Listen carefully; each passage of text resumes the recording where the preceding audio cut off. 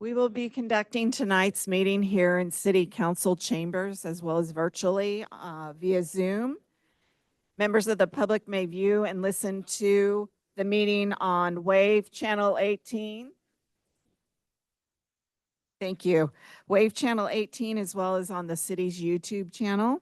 If you would like to participate in live public comment via the Zoom platform, please refer to the agenda for instructions.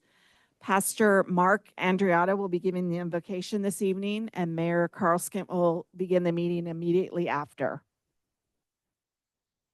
Thank you, Mayor and council members. I'm a little fuzzy right now. I just got back from Japan about 4 hours ago. So I've been up for over 30 hours, and my wife, the city councilwoman, said, you need to come and pray. So I'm here. Proverbs 8:15 through 17 says, by me, wisdom, kings reign and rulers make laws that are just. By me, princes govern and all nobles who rule the earth. I love those who love me, and I love those who seek to find me. God is a generous giver, and he loves to give, and he will give his wisdom to anyone who humbly asks for it. And it is his gift to us that we may do what is right so that we may live successful lives. Elected officials, if they ask for wisdom, will in turn govern our communities with enlightened hearts and minds and make sound, fair, and right decisions for all the people in our city and our region. Thank you, Lord, for our civil servants. Thank you for their hard work and sacrifice. May you continually bless them. May you generously give to each of them wise and discerning hearts and skillfully govern the people of our city. Give the mayor, city leaders, city staff, city council, and the city council wisdom so that they may solve problems, distinguish between right and wrong, and bring order and stability and prosperity to our community. Amen.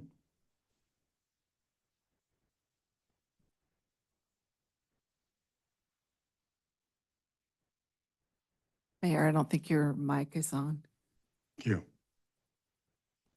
Welcome to the City Council, sitting as the City Council of Lincoln, the Lincoln Redevelopment Successor Agency, and the Lincoln Public Financing Authority for June 25th, 2024. I call the meeting to order. Roll call, please. Thank you. Councilmember Andriotta? Here. Councilmember Brown? Here. Councilmember Joyner? Here. Councilmember Lauritsen? Here. And Mayor Carl Skint. Here. Next item on the agenda is a report from closed session. Thank you, Mayor. There is no reportable action from closed session this evening. Next item on the agenda is the Pledge of Allegiance. It will be led by Ben Kay, our city engineer. Pledge allegiance to the flag of the United States.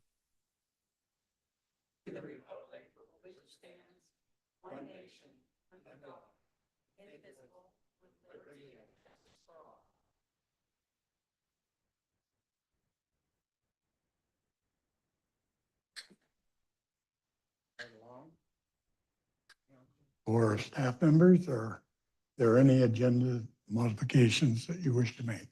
Go Go ahead. Mayor, would it be okay if we moved item 10D up to 10A and just had them shift down one, just so that Mr. and Mrs. Mendoza don't have to wait until we get through all that business? Would that be okay?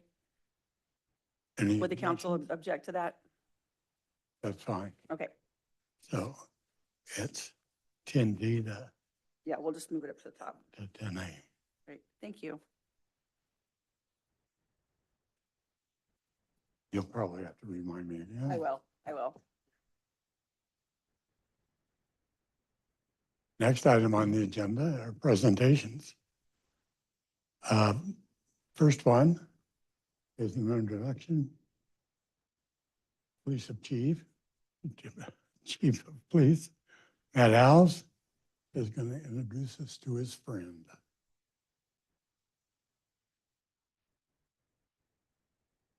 All right, you can't quite see him here, but we'll show you here in just a second. So thank you for the opportunity to present. This has been a long time coming. Again, I'm Matt Alves, the Public Safety Chief for the City of Lincoln. And this evening, I wanted to present to you Mattis, our comfort dog in training, who is brought to us by Hearts for Heroes. I'll do some introductions here in just a minute, but this is a a project that's been in the works for about 6 months now. Actually longer than that. I met Shelley, the founder of Hearts for Heroes, at the Veterans Day Memorial last November. And we touched bases, and this is something that I've been wanting to bring to our department for quite some time. I've attended multiple seminars and gone to trainings on the benefits of therapy dogs within the public safety environment. And Shelley and I hit it off. We had some unexpected connections in our circles that really made everything feel like this was how it was supposed to be, and this is who we were supposed to be doing it with. So as I mentioned before, this is completely based on donations to Hearts for Heroes, and they donate Mattis to us. They provide his food and his care and his grooming, his vet services, everything. There's just a little bit of expense on the side for anything that's needed at home. And as you know, I am his handler, and as if I needed something else on my plate. But this is just a program that I feel is important to the point where I'm willing to take this on, and my family's willing to take this on. The dogs aren't any good unless they're at work. And just with our staffing, both on the police and fire side, it came down to I was the only one with the availability and the flexibility to be able to do this. So I am taking this on, and it's been going well for the past week and a half. So with that, I want to introduce Shelley Martell, wherever she is, founder for Hearts for Heroes, and she's going to say a few words, and she's going to have a video of her organization to show you. So, Mattis, come on. Thank you, everybody, tonight for being here and for allowing us to come and tell you a little bit about our story and our mission. We're super grateful to Chief and his family and the community to realize that this is so very important for first responders' mental health and wellness. We basically started this about 2.5 years ago. My husband's a 40-year first responder, served in the military as a deputy and paramedic fire out in Contra Costa County. We just really want to share with you what our handlers have to say about our program. And the funding is done graciously by sponsors like Dr. Bogard, who is over here. And if you don't know her, you will really want to know her. She's amazing. She has sponsored now 2 of our dogs. So she lives here in Lincoln. And so it's a full circle. It's very lovely. And she's been amazing. I do have a video. If we could just jump into that, I think that will really touch all of you, probably far more than me speaking. Okay.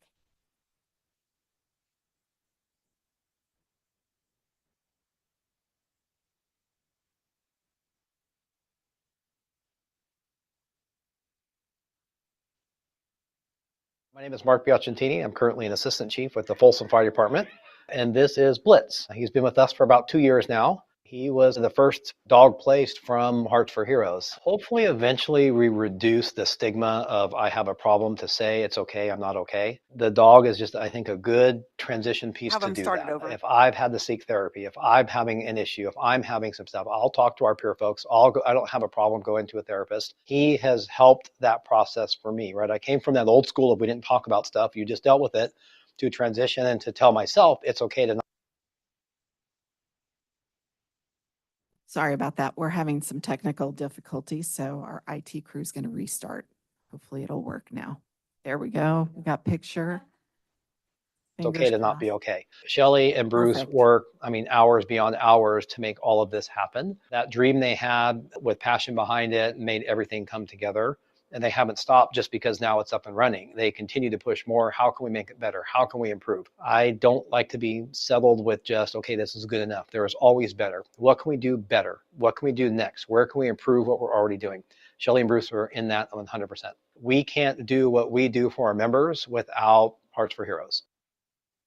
My name's Joe Pick. I'm a retired fire captain from Metro Fire, currently the executive director of the Firefighters Burn Institute. Christmas last year, we had just gotten boots, and Shriners was, at that time, I was not able to get into Shriners, but Shriners kids could come out. So they came to our office. Shriners has a large population of Spanish-speaking patients. So this one particular kid, a girl, she was deaf. She'd lost her mom in the fire. I know a little bit of sign language, so I was trying to make that connection. We were making a little bit of a connection, but I didn't really feel it. Boots was in the back room. Boots came out, and immediately I saw a connection. Here's a gal that can't hear what people are saying, can't communicate, unless she has an interpreter. And yet Boots came in there and it was like universal language. I saw her smile. I saw her be engaged. That was when I knew that this program, this dog, has the potential to change some lives. My name is Michael Wells, and I'm a lieutenant with the Citrus Heights Police Department. I've been in law enforcement for about 23 years now. We had our detectives that are unfortunately working kind of a horrific case where 2 girls, ages 4 and 6, were victims of a pretty heinous crime. The detectives were trying to interview those girls, and they just couldn't build the rapport where the girls could get comfortable enough.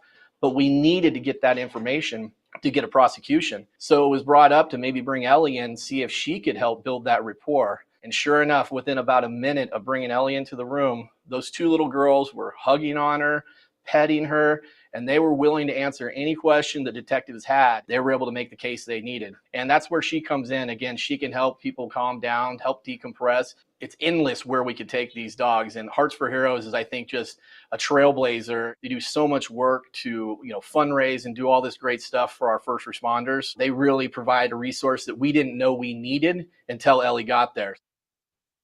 My name is Brett Jones. I'm a fire captain with Rescue Fire Department, and I'm the division chief of the PAW Platoon Placement Program. She's been great. All these guys, they just have rough days sometimes. Sometimes it's just family stuff going on at home. And to have Ash be there, it's like a small part of home that you get to take with you to work. I've had people that have lost family members. They end up coming to the fire station just to see Ash. They've never met her in person, but they've seen her on Instagram or they've seen her on Facebook, and they just want to come and see Ash and pet her. And they would come for months and months at a time just to see her, to get through kind of that grieving process that they were going through. Thank you to everybody that supported Hearts for Heroes. Thanks to all of our trainers. Thanks to all of our sponsors. Thanks to all of our handlers. They put in so much time. So thank you for being a hero to our heroes. My name is Daniel Salois. I'm with the Roseville Fire Department. I've been there almost 20 years. We had an incident just as we were getting Blaze, and we had a difficult call just that day or 2 before. Blaze was very young, at like 5-6 months old, and he walked into the fire station and he immediately dropped the gentleman's feet and put his head on his toes. The guy was hurting and going through the difficult call that had been in, and we were like, wow, that was impressive that he kind of recognized that and could do that all on his own. No prompting, no nothing. He just did that. Bruce and Shelley are very passionate. They're part of the first responder family, so they know what we go through. Their heart is truly here to help us. Unselfishly coming to us and saying, how can we help you, is basically what they did. And said, yeah, it's not going to cost you anything. It's a pretty big heart to do that. And it's Heart for Heroes, right? So I think that's great.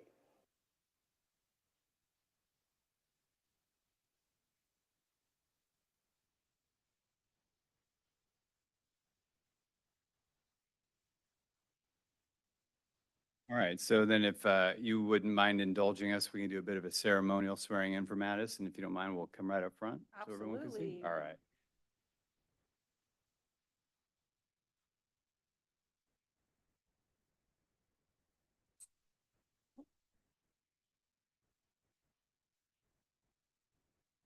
Thank you.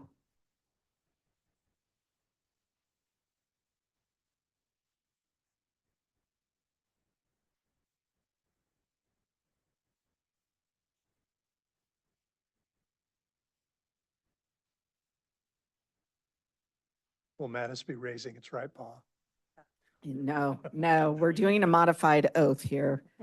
So General Mattis, do you solemnly swear that you will well and faithfully perform your duties to provide comfort, love, and emotional support to the officers, firefighters, staff, and citizens of the city of Lincoln? If so, take this treat. Thank you. You're now sworn in.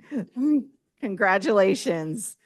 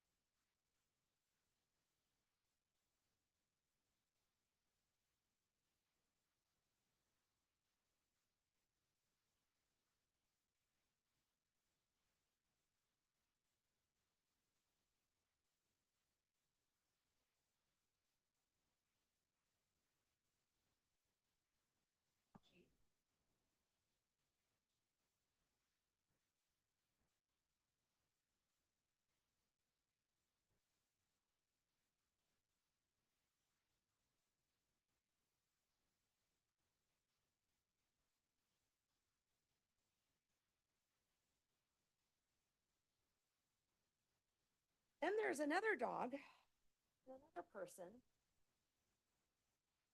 and helping us even start. And his name is Mark Papin. Mattis, his dog Mattis. And this Mattis of another officer, yeah, with his dog. Have a foundation, but he's doing all kinds of fun things. So this is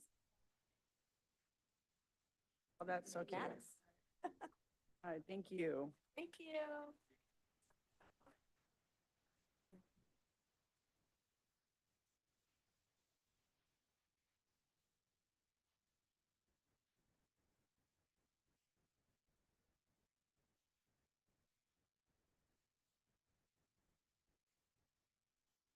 Go dog, go. It's a dog party. That's amazing. Okay, we'll go back to the agenda. Next item on the agenda is the Placer County Conservation Plan Annual Report, be presented by Greg McKenzie, the Executive Director of PCCP.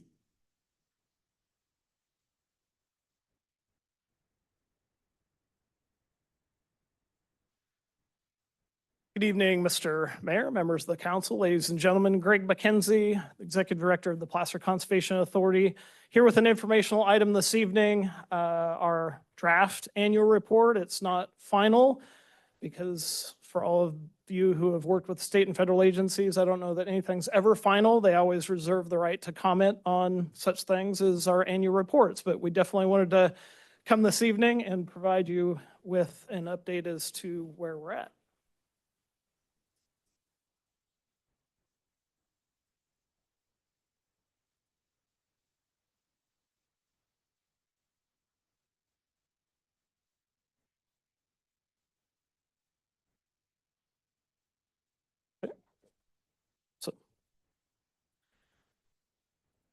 And we can discuss anything else you want to discuss this evening, any questions you may have, I'm at your will. So this year's, or actually this past year's annual report covers the period from the calendar year effectively for 2023. It's our second annual report. The conservation program was approved, adopted by your council, Board of Supervisors, Placer County Water Agency, and the South Placer Regional Transportation Authority in 2020. We received all of our state and federal permits in 2021. And so basically 2022 and 2023, 2+ years now into implementation. So I'll talk for a few minutes about the things that the plan has covered and the effects of those permits that we covered, our reserve system and how we're doing, and then our goals and objectives and our principal objective for the city and the county especially is to get ahead and stay ahead of impacts. That's a requirement of the permits. As you'll recall, the permits cover most things required by the state and federal agencies, everybody from the U.S. EPA, Corps of Engineers, Fish and Wildlife Service, National Marine Fisheries Service, down to the states, including California Department of Fish and Wildlife and the Regional Water Quality Control Board, and I'm probably forgetting somebody in between, but all the state and federal agencies who weighed into the plan that took us all collectively 20+ years to get approved, and we're now a couple years in the implementation. So we're at the tail end of the permitting process and at the very infancy really of the program because it's a 50-year permit.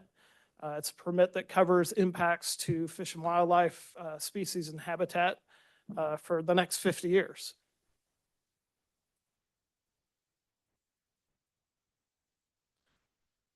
So as I mentioned, it's not just the city, not just the county, it's also the water agency for the effects of their water infrastructure, maintaining that infrastructure, providing water delivery in Western Placer County, as well as the South Placer Regional Transportation Agency, so kind of vested under Placer County Transportation Agency, so for their projects as well. So in the past year, we had 22 activities in Western Placer County that were covered. It resulted in the conversion of roughly 128 acres of natural and semi-natural habitat, everything from oak woodland down to vernal pool complex grasslands and everything within that complex. So that total, you can see at the kind of bottom and on the left-hand side, but at the bottom of the left-hand side, the cumulative, so the 2-year totals, not only the 128 acres from this past year, but also the 700 plus acres from the prior year, which resulted in 821 cumulative acres that were converted in the past 2 years. Just a sec, Yes, sir. Greg. So we're having some problems getting the presentation in Zoom. Apparently, yeah.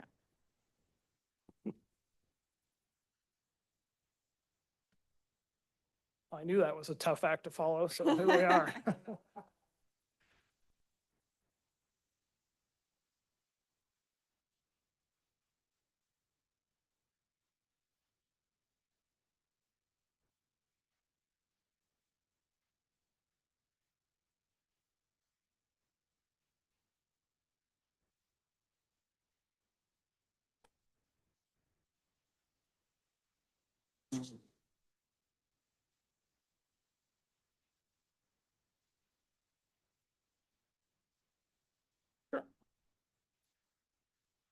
And so that total cumulative amount of effects, and so that's the conversion. So projects approved, be it a subdivision or a single family home in the rural residential areas of 821 acres. So what does that mean relative to a 50-year permit? That's roughly 3% of the total acreage allowed under those permits. So we're roughly 6% in terms of time into that 50-year for the first few years. We're about 3% of the total allowable lands converted under those permits. And so, you know, the majority of those, just by number, were in the foothills, right? If you look at the foothills plan, future growth area, PFG, there were 14.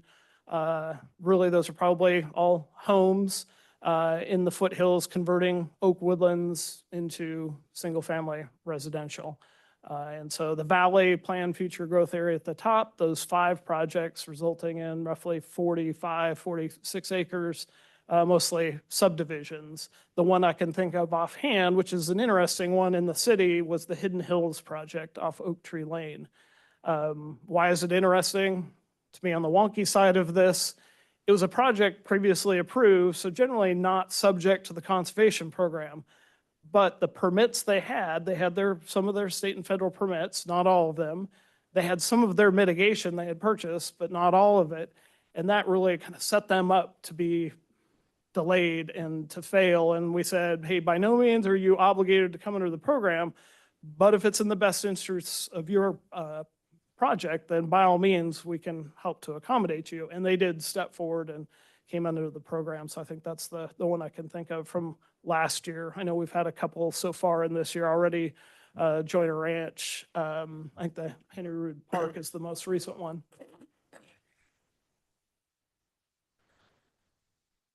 So in terms of acres of conversions, we had roughly 128 acres. Roughly 31% of that was vernal pool complex. So that's not wetted acres of vernal pools. That's vernal pool grasslands that have vernal pools in them, as well as other habitat types for Swainson's hawk and burrowing owl and other species. So the predominant, the largest category was the 40% of grassland community that was converted as part of those 128 acres. Within those 128 acres, you can see there are 2.85 acres of wetlands affected by those projects. And so those projects' effects to wetlands require permits, be it from the state, Regional Water Quality Control Board, or the U.S. Army Corps of Engineers. Those get covered under this program because they are converting habitat for species and wetlands themselves into urban or suburban types of uses. A little bit of an eye chart in terms of a map, but these are the conservation areas within the reserve system thus far. So we're roughly about 8% of our way into the acquisition of a 47,300 acre reserve system over the next 50 years. Really, the mayor happens to be the chair of the Placer Conservation Authority. The board, comprised of 2 other members from the county, they provide direction to me and to staff. And largely the theme for that direction is to get ahead and stay ahead of impacts such that our permits remain valid. So you can see we're roughly 3,682 acres into the reserve system acquisition within the first couple of years, which from my perspective is a really good thing. Helps me to sleep better at night knowing that we've got a good start on the acquisition of lands. So the colored properties around western Placer County are the reserve system units. They include the Placer Land Trust Harvigo-Bear River Preserve, which is largely predominantly oak woodlands. The Red Wing Ranch South project, which was funded through conservation funds from the state and federal government. And then the Markham Ravine, by way of another example, that's the purple one out to the west, right on the county border with Sutter County. That one is roughly, 300 acre mitigation project with roughly about 50 acres of vernal pool, seasonal wetlands, and riverine riparian wetlands.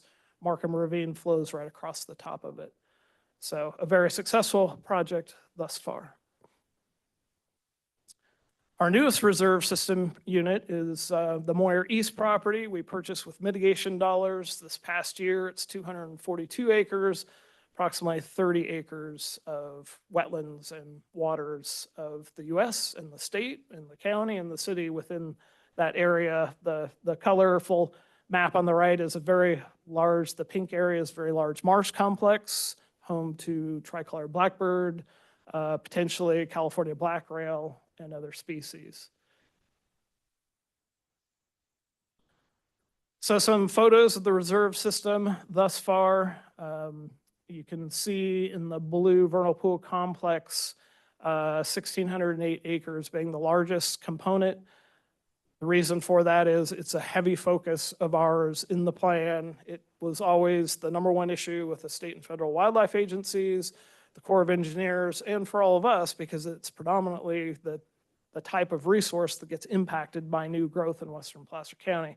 So we've come out very quickly with a very large chunk of vernal pools. We have a long ways to go, but that's a really good start from my perspective. In the oak woodland, obviously with the Harvigo-Bear River Preserve, Placer Land Trust we helped to fund that, and that's a large chunk of oak woodlands. So where are we at in terms of the goals? As you can see on the bottom left side of the screen, special habitat preservation, doing really well on vernal pools because of the large focus on that purple area, roughly 150 plus acres of, those are wetted vernal pools that have been acquired and preserved within those 3,600 acres thus far. So, and then others, including, the large fresh emergent marsh. Why is that high? Because Moyer East had a big chunk of that, as did the Red Wing Ranch project. So doing really well there relative to meeting our commitments and the goals of the plan. So we've acquired 218 acres of vernal pool fairy shrimp and tadpole shrimp habitat. That was a requirement of the state and federal agencies, primarily the U.S. Fish and Wildlife Service, to acquire as much of the best habitat as we could right out of the gate. We've been successful, or 28% of the overall 50-year goal already.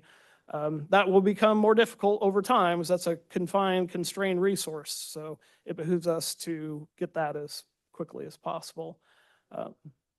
Other California black rail, that habitat is particularly important for Placer County Water Agency, their canals.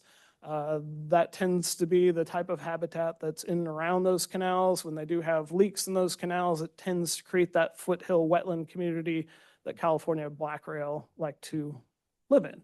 And so when they have impacts, we have coverage for that and are well on our way to acquiring what we need to meet the plans of the goal. I will note the big gun preservation credits. That was one we actually met before we even got the plan approved. Fortunately, I was able to convince the County Board of Supervisors to fund that because there are only a few credits left of that habitat type in western Placer County. It only exists in one place in Placer County that we know of. And so we purchased those acreage credits right out of the gate before they disappeared. So again, the advance acquisition, get ahead and stay ahead being the principal goal. Total protection thus far, 3,682 acres. As compared to the conversion, right, from that first chart, 819 acres. So we're well ahead of the conversion rate relative to acreage between 3,600 and 819, doing a good job there.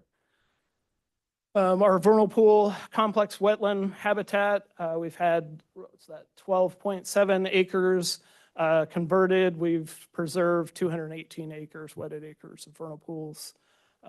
So we've far exceeded the amount of impact occurring there, as well as the kind of overall community where we've had 640-ish acres of vernal pool complex land cover that's been converted as compared to the 1,608 acres of vernal pool complex grassland community that has been preserved. So with that, I wanted to make sure I allowed lots of time for you all to ask questions. The last slide is actually, you may recognize that area. It's the Hemphill Dam, former location of the Hemphill Dam. That, interestingly enough, a Nevada Irrigation District facility, they're not a permittee under the program, just the only water agency we have is Placer County Water Agency.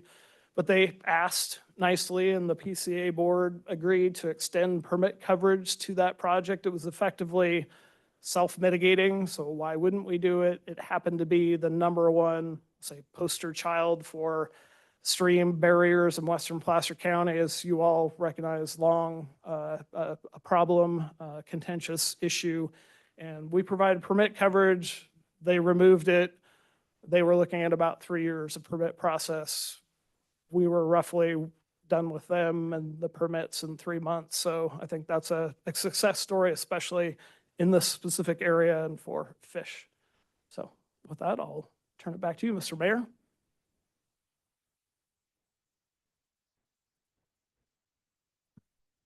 Mayor, your mic. They paid as if they were a member. Anyway.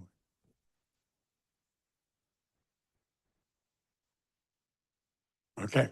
There you go. Any questions from the members of the board? I have Council. one. Greg, and thank you for your presentation. That was great. On slide 9, where you have preservation commitments, I'm just curious on the agriculture. It's at 0%. What's the plan for that? Yeah, so those vernal pool complex grasslands, where that's the biggest number right now, all of our lands are required to be grazed. And so there is agriculture going on. We just have not done a specific agricultural conservation easement specific for agriculture under this program yet. We do expect to have a very large one of those in the coming months. As you may have seen in the paper, the Sacramento Municipal Utility District has a solar project in western Placer County. The Placer Conservation Authority and the County Board of Supervisors all work together to basically have them mitigate for their ag impacts, the loss of rice in western Placer County through the conservation program. And so I would expect those to be the very first agricultural conservation easements. So the plan doesn't actually, our plan, the conservation program doesn't cover impacts resulting from agriculture. So normal agricultural activity, growing rice or whatever it might be, doesn't come through the conservation program for any of their effects they might have. If it converts into a subdivision, yes, it's a covered activity. But at the request of the ag community years ago, they said, hey, we do not want coverage. We can deal with that on our own. So that became one we crossed off the list. But nonetheless, because ag is a very important part of the community in West Placer, I'm going to generalize because I don't have the number off the top of my head, but roughly a 7,000 acre commitment to conserve agricultural land in western Placer County. Really for no mitigation. It's something we have to figure out. The SMUD project will help with that just as a function of their need for mitigation. Any other questions? Yeah, thank you. It's a great presentation, Greg, as it relates to the conservation of lands. I guess I'm going to feed off of Holly's question here, if I may, and then I've got another direction to go as well. How does the conversion of ag lands, rice land, into a solar farm remain somehow preserving ag lands? I mean, even if you throw sheep on it for grazing underneath, that ag land is gone. Yes, so let me give you a little history on solar. Utility scale solar was excluded from coverage under the program by the state and federal agencies. They said, you, the county, the city, PCWA, Sparta can't cover that conversion at the utility scale. So if it's as part of another project, like a, an office building project that has solar in its parking lot, we can cover that. But if it's specifically, utility district and 1,000 acres of solar, you can't cover that because you don't know what the effects will be. At the time, they couldn't tell what the legislation would be around that. We've seen a lot of change in that area over the course of time where the state can take jurisdiction over that and actually preempt our local land use authority. So we can't cover it. But we were in the midst of that discussion with SPUD saying, hey, this clearly has impacts to tricolor blackbird habitat who forage in rice lands, to Swainson's hawks that forage in rice lands. Arguably, there's wetlands in there. I hate to say it, but the state and federal agencies largely gave them a pass.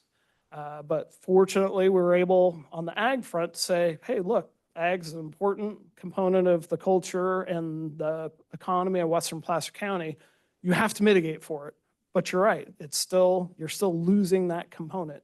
Even if you mitigate with more land, you're still losing that 1,000 acres.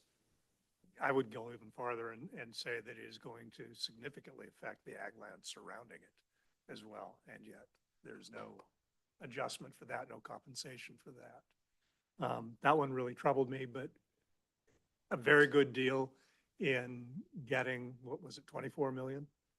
We will see when, and we're assuming they're going to pay their fees here before long. And yes, roughly in that 24 million range. That sounds like you have doubts if they don't come through.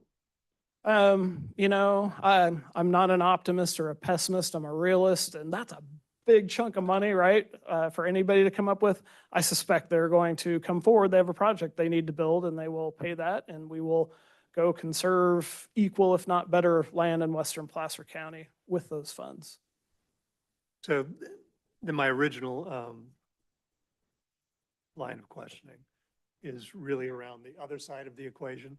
PCCP was created, yes, to preserve wildlands, different types of wildlands, but from at least the perspective of the city of Lincoln, also to streamline the permitting process.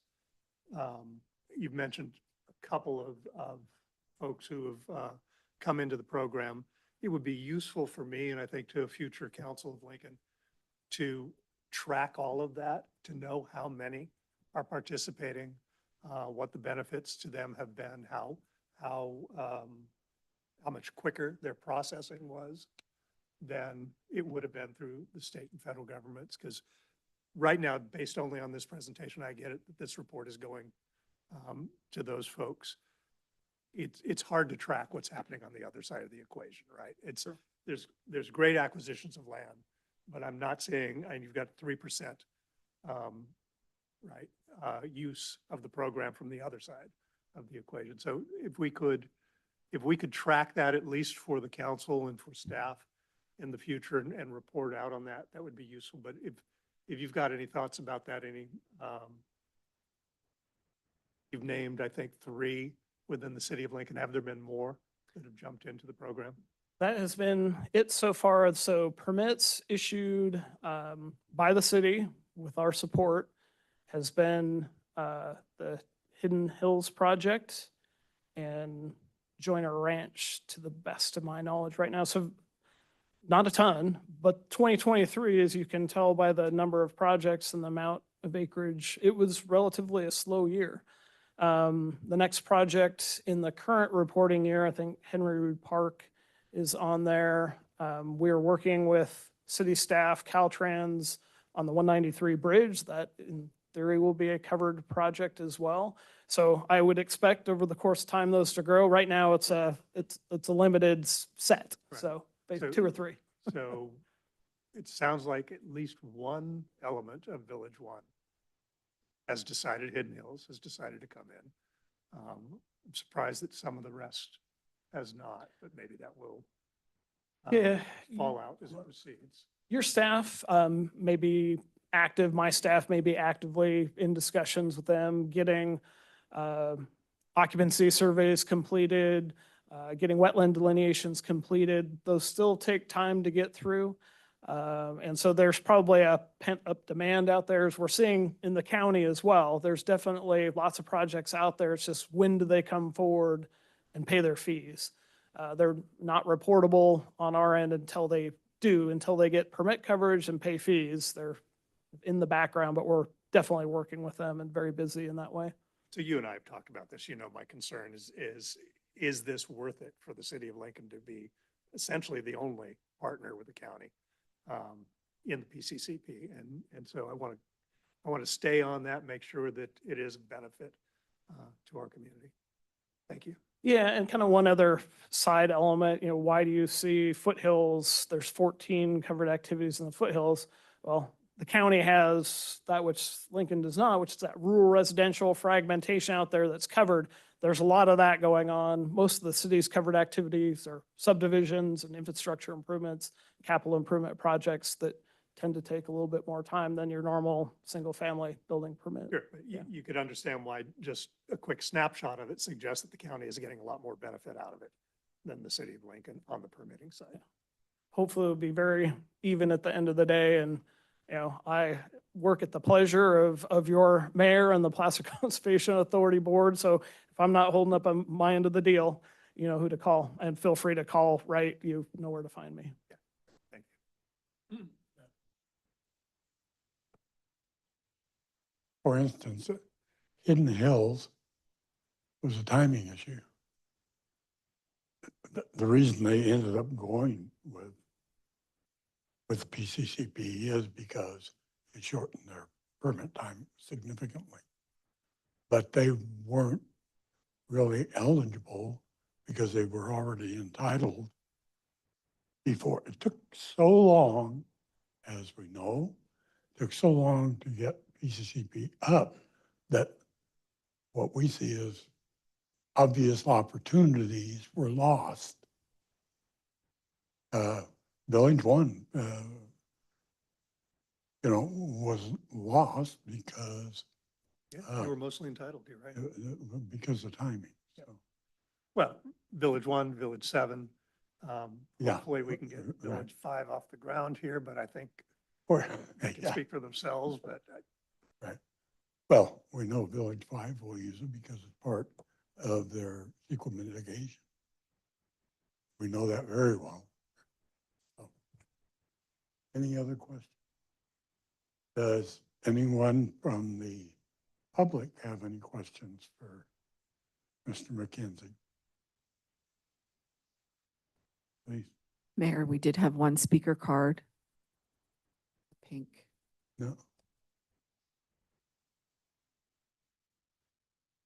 A speaker card? Yes, that one. Mr. Garabedian. That's 6B. Is It's this item. that what this is? Yes. Oh, I'm sorry. Mr. Garabedian, we have a card on you. Thank you. Thank you, Mayor. Mike Garabedian, Placer County Tomorrow. Is an opportunity to raise some questions. I've had I opposed this when it was before the Board of Supervisor for a number of reasons, not the least of which small landowners or farmers who want to add to their house. It's hard to get a straight answer about how much this might cost, if they're a growing family and things like that. Anyway, so a question. The City of Lincoln gave, I think, about $3 million to PCCP from developer fees paid to the city for taking Oak Woodlands. And I just wonder if we can get a report if anything's been done with that Lincoln money that went to the PCCP. I want to mention the Federal Fish and Wildlife California Southern Oregon Vernal Pool Recovery Program and ask the PCCP if they have a copy of that map, if they use it in their work, if they apply that map in their work. Third, I want to mention the independent review team. There's an independent review team that is, where the public that is not allowed to attend. It might be good to point out who's on the independent review team and why the public can go to us and mention which agencies are on there. That's an ongoing concern about that. I want to say about the SMUD project. I agree entirely with the concerns raised by the council member Joyner to be putting a solar field in a floodplain. That project is called a SMUD project, but it's what an individual landowner defined to do on their property alone. It's not SMUD saying, well, how should we do this? What's the best thing to do there? And for that kind of project to be able to gain some momentum because of the PCCP, I think is not what the PCCP should be doing. Let's see. I think it's important to know how much land has been destroyed. That may have been mentioned. It wasn't quite clear to me if we know how much agricultural land is being taken. And about the Hidden Hills project, this is a reserve area, RESCRV area of the PCCP. And instead, it's being converted to recreational purposes like a trail, trail riding in wagons. I forget what the name of that particular project is, a parking lot, and opening facilities there that will draw more traffic on absolutely unsafe roads in that area. So these may not be within the criteria of the PCCP, but it seems to me they are contributing to a lot of harm to agriculture, as well as what they're trying to do. And thanks for an opportunity to speak up on this. Thank you. Any other? Eric? Hi, thanks for the opportunity to ask the question. I guess it would go back to the PCCP. It has to do with costs. I know for the Henry Rood project that was mentioned, I believe the total cost being paid is about $210,000 to the PCCP for both environmental surveys and mitigation fees. And I'm wondering if there's an online way or some way for somebody to understand the actual breakdown to those total fees so we can understand exactly what that is going for. So that would be my question. Any other questions? Comments? Mayor, we do have a hand raised online. Fran, please go ahead. Hi, Fran Nevis, 12 Bridges. I drove over into that Hidden Hills area because people said they were taking trees down. And sure enough, I was surprised at the size of that area. And they were just taking those trees down and chipping them right there. I mean, they're gone, like 60 old oaks. And I was really surprised at the size of that area back there. You know, we're really excited that Oak Tree Lane is finally started and we can, you got thousands of people happy about that. But the other thing about that, when you're driving out of town, there's a big sign on 193 between Ferrari Ranch and Oak Tree Lane that says 55 miles an hour, and it's less than a mile stretch. You know, and you've got a school and a church there too. So that Hidden Hills, I think you all go out there and look at that yourselves. And then where are all those oak trees going to be reestablished? Thank you. Thank you. No other hands, Mayor. Bring it up to council. So I think it's a great opportunity, Greg, for folks who don't understand PCCP and how it works. That Hidden Hills project is a real good example of how the removal of those trees at Hidden Hills is mitigated somewhere else. You might want to come up and speak about that. future and just for clarification, we're talking about the Hidden Hills project, not the Hidden Falls Park. So I think there was some confusion with that, but the Hidden Hills project off of Oak Tree Lane is a city approved subdivision, actually approved before the conservation program came into play. And so the conservation program collects a fee at the parcel level. And so it's a land conversion fee for that acreage that isn't otherwise avoided, that doesn't otherwise contribute to, in that case, I think that's Ingram Slough that comes through and then flows through Sun City Lincoln Hills and out to the west. So that acreage that includes those oak trees would have had to pay a land conversion fee for the mitigation of the removal of those oak trees, much like any other project historically would have had to pay a fee on an inch-by-inch basis, excluding trees that were dead or dying. The conservation program does not discriminate that way. Conservation program is a little bit different. It's the landscape level. So on a per acre parcel basis, all trees, because dead and dying trees from a habitat perspective are habitat, but the healthy ones as well that are being removed. So it's a fee across the landscape that gets collected and then mitigated, and we go find these large conservation lands in western Placer County to provide that mitigation. I will just answer proactively the Oak Mitigation Fund question, and if there are others you want me to answer, I'm happy to do that. But yes, we are actively negotiating with a couple different landowners actually to deploy those funds on behalf of the city as part of a much larger, economies of scale where we can use perhaps PCP funds, county funds, and city funds and get a really large acquisition for Oak Woodland going versus what we might be able to afford on a case-by-case basis. So hopefully that proves itself out. It requires your staff and you ultimately to approve how those funds get utilized. So yeah, we'll be back in front of you when we have something. So from the public's perspective, to address Fran's question a little bit, the trees that were removed are credited on an Oak Woodlands that is being preserved in perpetuity. And so it's kind of is it a one-for-one? Yeah, it varies by habitat type, but yeah, roughly it's 1.3 to 1 for Oak Woodlands, generally all lands, the reserve system. If you look at the total allowed on the slide I had on the screen, the 30,000 acres allowed as compared to 47,300. Yeah, roughly about 1.3 to 1. So in most cases, it wouldn't be that new trees are planted to make up for what was taken down. It would be that woodlands existing, mature, are being preserved in exchange for that. Might be a combination over the course of time, but my history as a restoration contractor. The one sure thing is you go plant a bunch of oak trees and you look at them wrong and they keel over. It's much easier to go preserve oak woodlands, to remove cattle from certain areas, the grazing, allow natural growth to occur from acorns and oak trees. They're there, but their growth has been stunted by grazing.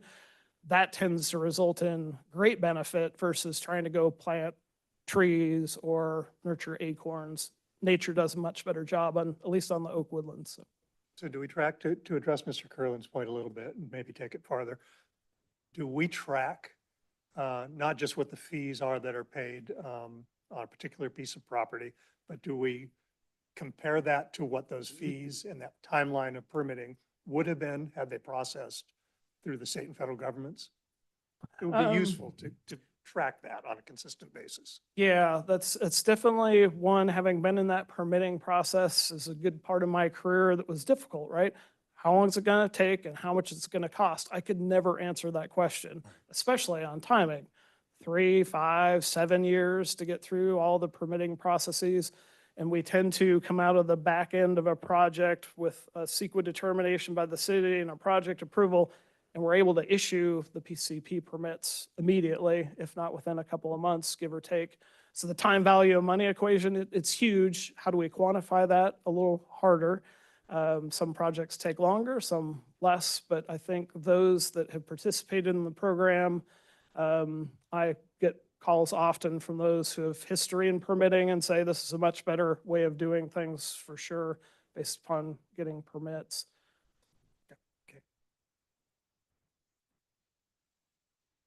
Mayor, if you wanted me to address the contribution. So the city didn't contribute $3 million. We contributed $1 million to the Placer Conservation Authority, which is a different organization than Rick McKenzie's organization is here with this evening, towards the Clover Valley Preservation Project, which my understanding is this is actually outside of PCCP's boundaries. Otherwise, we probably would have sent that money to PCCP. And that was to preserve valley floors and slopes within the Clover Valley Oak Grove area, which if you don't know where that is, it's located sort of on the southeastern side of city limits in between Rockland and Lincoln. And the latest update on that is our contribution was just one piece of many other pieces towards the preservation of that. And it's looking like minimally the slopes and valley floor will be preserved in perpetuity. And there's some work going on regarding the ridge tops. That's all I have to update this time.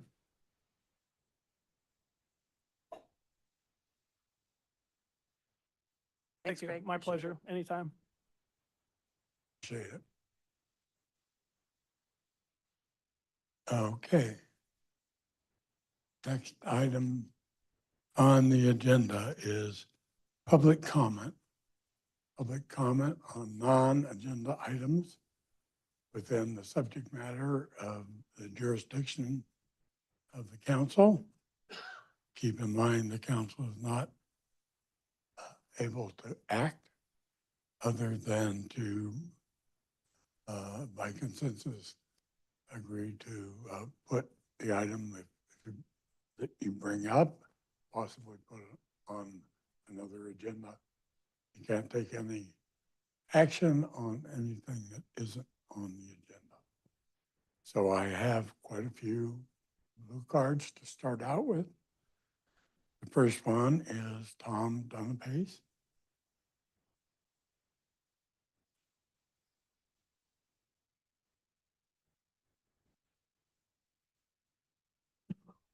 Mr. Mayor, council members, I'm here this evening to bring your attention to the Rossi 12 Bridges intersection.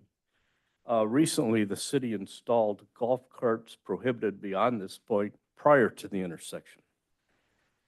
This intersection's been used for years by bicyclists, pedestrians, scooters, and golf carts as the only direct crossing between Sun City, Lincoln Hills, and Catavadera Country Club and HOA.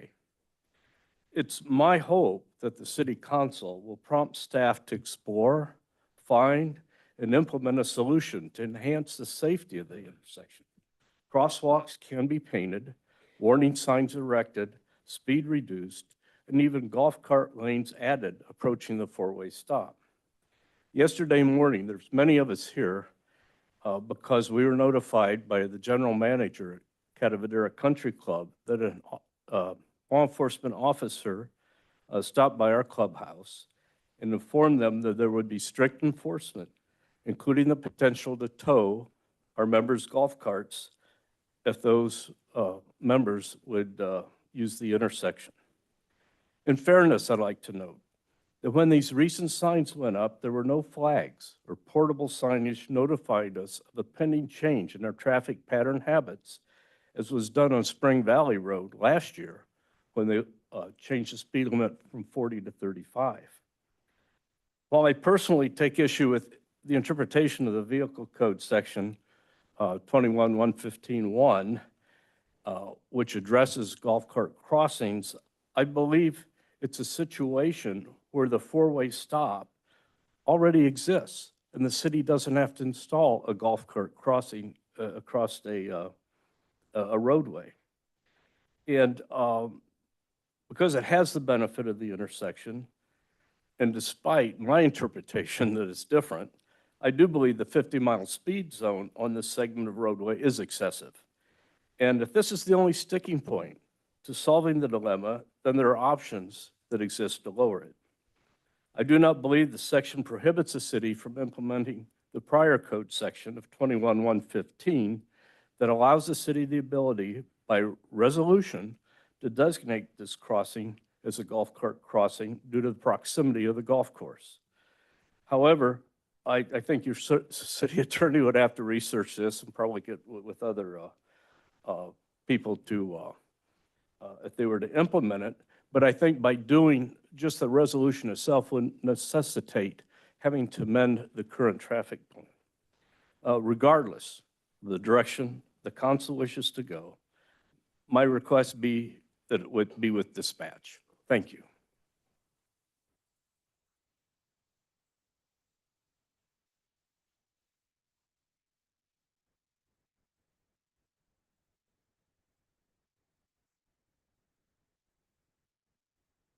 Well, thank you for giving us this forum. I'm also on the same subject matter of a contentious situation between golf cart owners and the traffic officer in the police department right now. I live in Sun City. I'm a member of Cota Madera Country Club. 4 years ago, I moved from Granite Bay. I was a member of Granite Bay Golf Club for 25 years.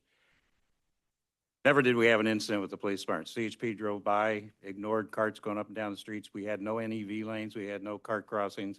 Everything was happy. I'm not suggesting that we overlooked laws here because they did there, but the situation has gotten a little bit, I think, heavy-handed. It was my surprise that when I moved here with my experience at Granite Bay, that, and I, for 4 years, crossed that without incident. All of a sudden, we started getting stopped, citations were handed out, threats of impounding carts were made. And since then, I've had to stop using my cart. I'm now using my SUV to go to the golf course. I've reviewed the codes.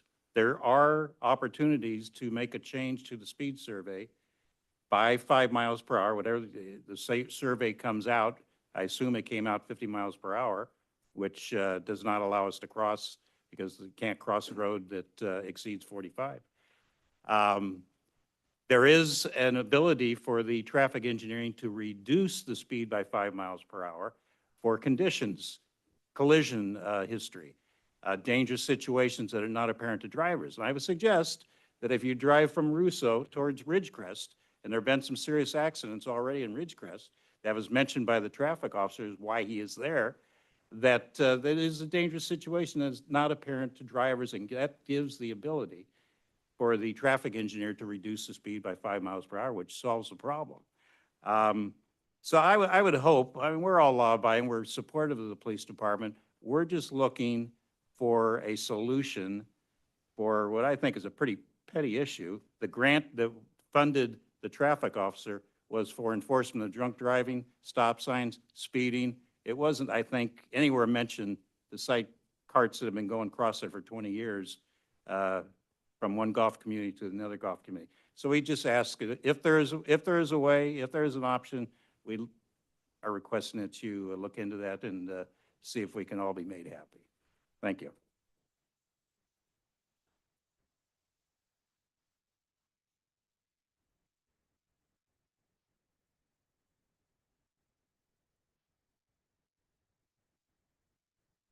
I don't want to beat a dead horse, but I'm here for the same subject. I'm a resident of Sun City Lincoln Hills and a member at Cota Madera, and I've been driving my golf cart across that intersection for a little over a year. And there were several times I passed police cruisers sitting on Rossi Lane. I drove by and waved at them, and they waved back at me. And I had been told when I got there that it was okay to cross because we were going from a cart-friendly area on one side of the road to a cart-friendly area on the other side of the road, and that's what the law allowed. I didn't read the law. Since then, I found that California Vehicle Code 21115, which was mentioned, was designed for almost exactly this situation. In fact, it's doubly appropriate here because you have a residential area on the west side and a golf course on the east, a residential area on the west side or on the east side, and a golf course, 2 golf courses on the west. And lots of golf carts in those residential areas that want to go back and forth.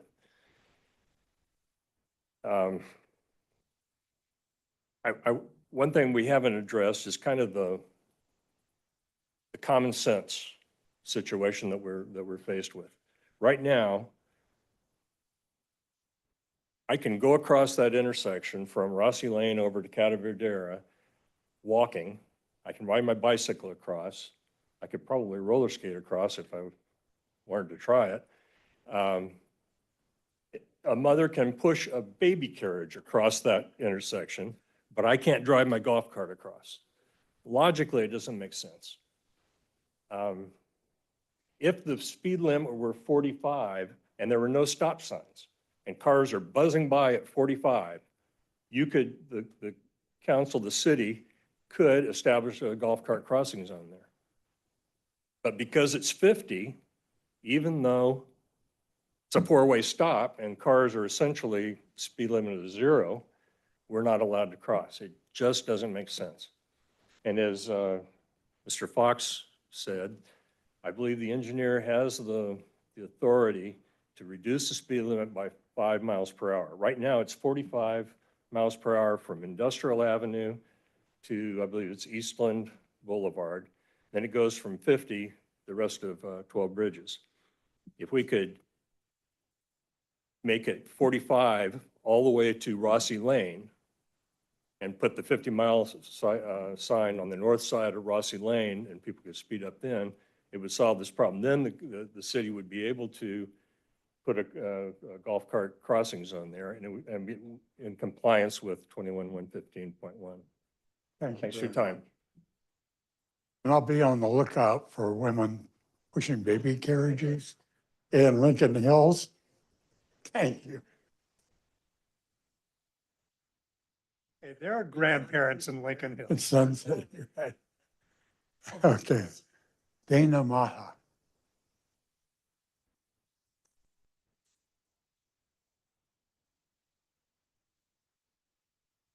Mayor, what I'll add to that is women or men pushing their fur babies in those carts. First and foremost, thank you so much for your service. I am doggone upset about what's taking place with even the use of our time today. To the point the 3 gentlemen have made before me, I am both a resident of Cataverdera, a property owner in Lincoln. I am a heavy golfer, lefty, at Cataverdera and Lincoln Hills, and I'm constantly going back and forth to visit family and friends. Many of my friends are actually here today.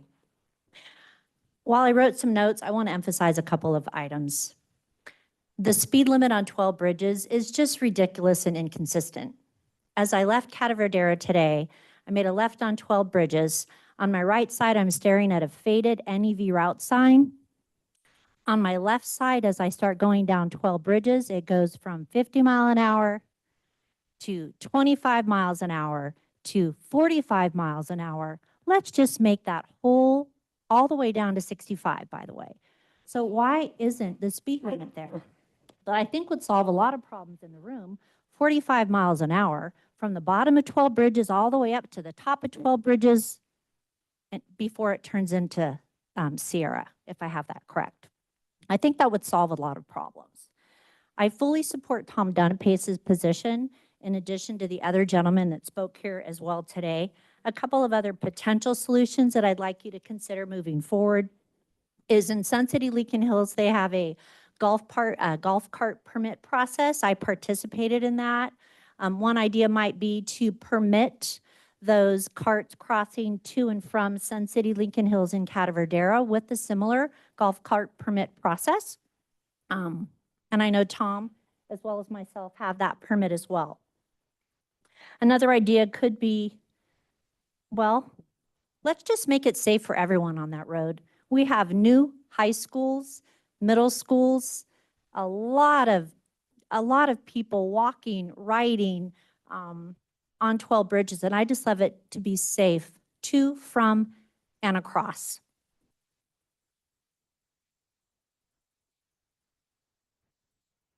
My final comment is, again, when I'm driving up and down 12 Bridges, the NEV route signs are faded.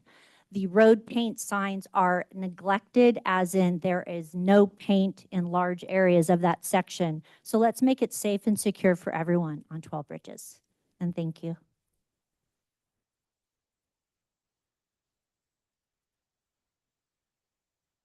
Whitley Eklund.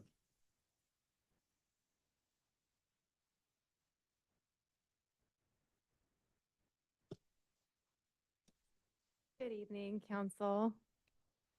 Mayor Carl Skint. I've been asked probably over 10 times, including the last few days, to beat this dead horse. So I'm back to do that. I wrote some notes as well, so I'll be quick. I agree with my fellow community members. So I'm advocating for a legal golf cart crossing on 12 Bridges Boulevard in Lincoln between the Verdera and Rossi communities. It feels both practical and beneficial. Constructing a bridge or a tunnel is prohibitively expensive and impractical. Instead, reducing the speed limit on this section of the road offers a cost-effective and logical solution. By lowering speeds, we can create a safer environment for golf cart crossings, promoting eco-friendly transportation between the Del Webb and Verdera communities. The traffic study for 12 Bridges Boulevard indicates a speed limit of 50 miles per hour, but this can be safely reduced between Verdera and Rossi, especially around stop signs. Implementing the speed reduction would enhance safety for all road users and facilitate convenient and sustainable travel between our two communities. Furthermore, requiring golf cart owners to switch to neighborhood electric vehicles, NEVs, is an expensive burden, and NEVs are not permitted on our golf courses. I'm not actually sure if Sin City permits them or not, but I know Verdera does not. We have to use club carts. By allowing legal golf cart crossings, we can avoid these additional costs and support the residents' needs, quality of life effectively. Thank you. Thank you. I've exhausted cards. Anybody else in the audience? We do have a hand raised. Fran, please go ahead. Well, I wanted to thank you. I enjoyed both those presentations, particularly our new dog officer. But I wanted to thank you, Paul, for getting them to point out that they are preserving large oak trees and not trying to do everything from seedlings. And speaking of 12 Bridges and the speed limit, it used to be 45. And there was actually a fatality, which no one mentioned, on that ridge view. And you could actually make it 45 all the way to Stone Ridge and go 50 from Stone Ridge over to Sierra College if you wanted to do that. But it would certainly simplify everything by just simply reducing the speed limit to what it used to be. I was told that there's something like 40,000 cars going back and forth, and they're probably the same ones, 2 weeks going up and down 12 bridges now. And you did do a study there. So it seems to me the best thing to do for the city is to reduce that speed limit. And again, going out of the city, out towards Oak Tree Lane, you know, you've got a speed limit right there. This is 55 miles an hour. I really think that should be reduced as well. Thank you. Thank you. Any other online? No other hands are raised, Mayor. Chat?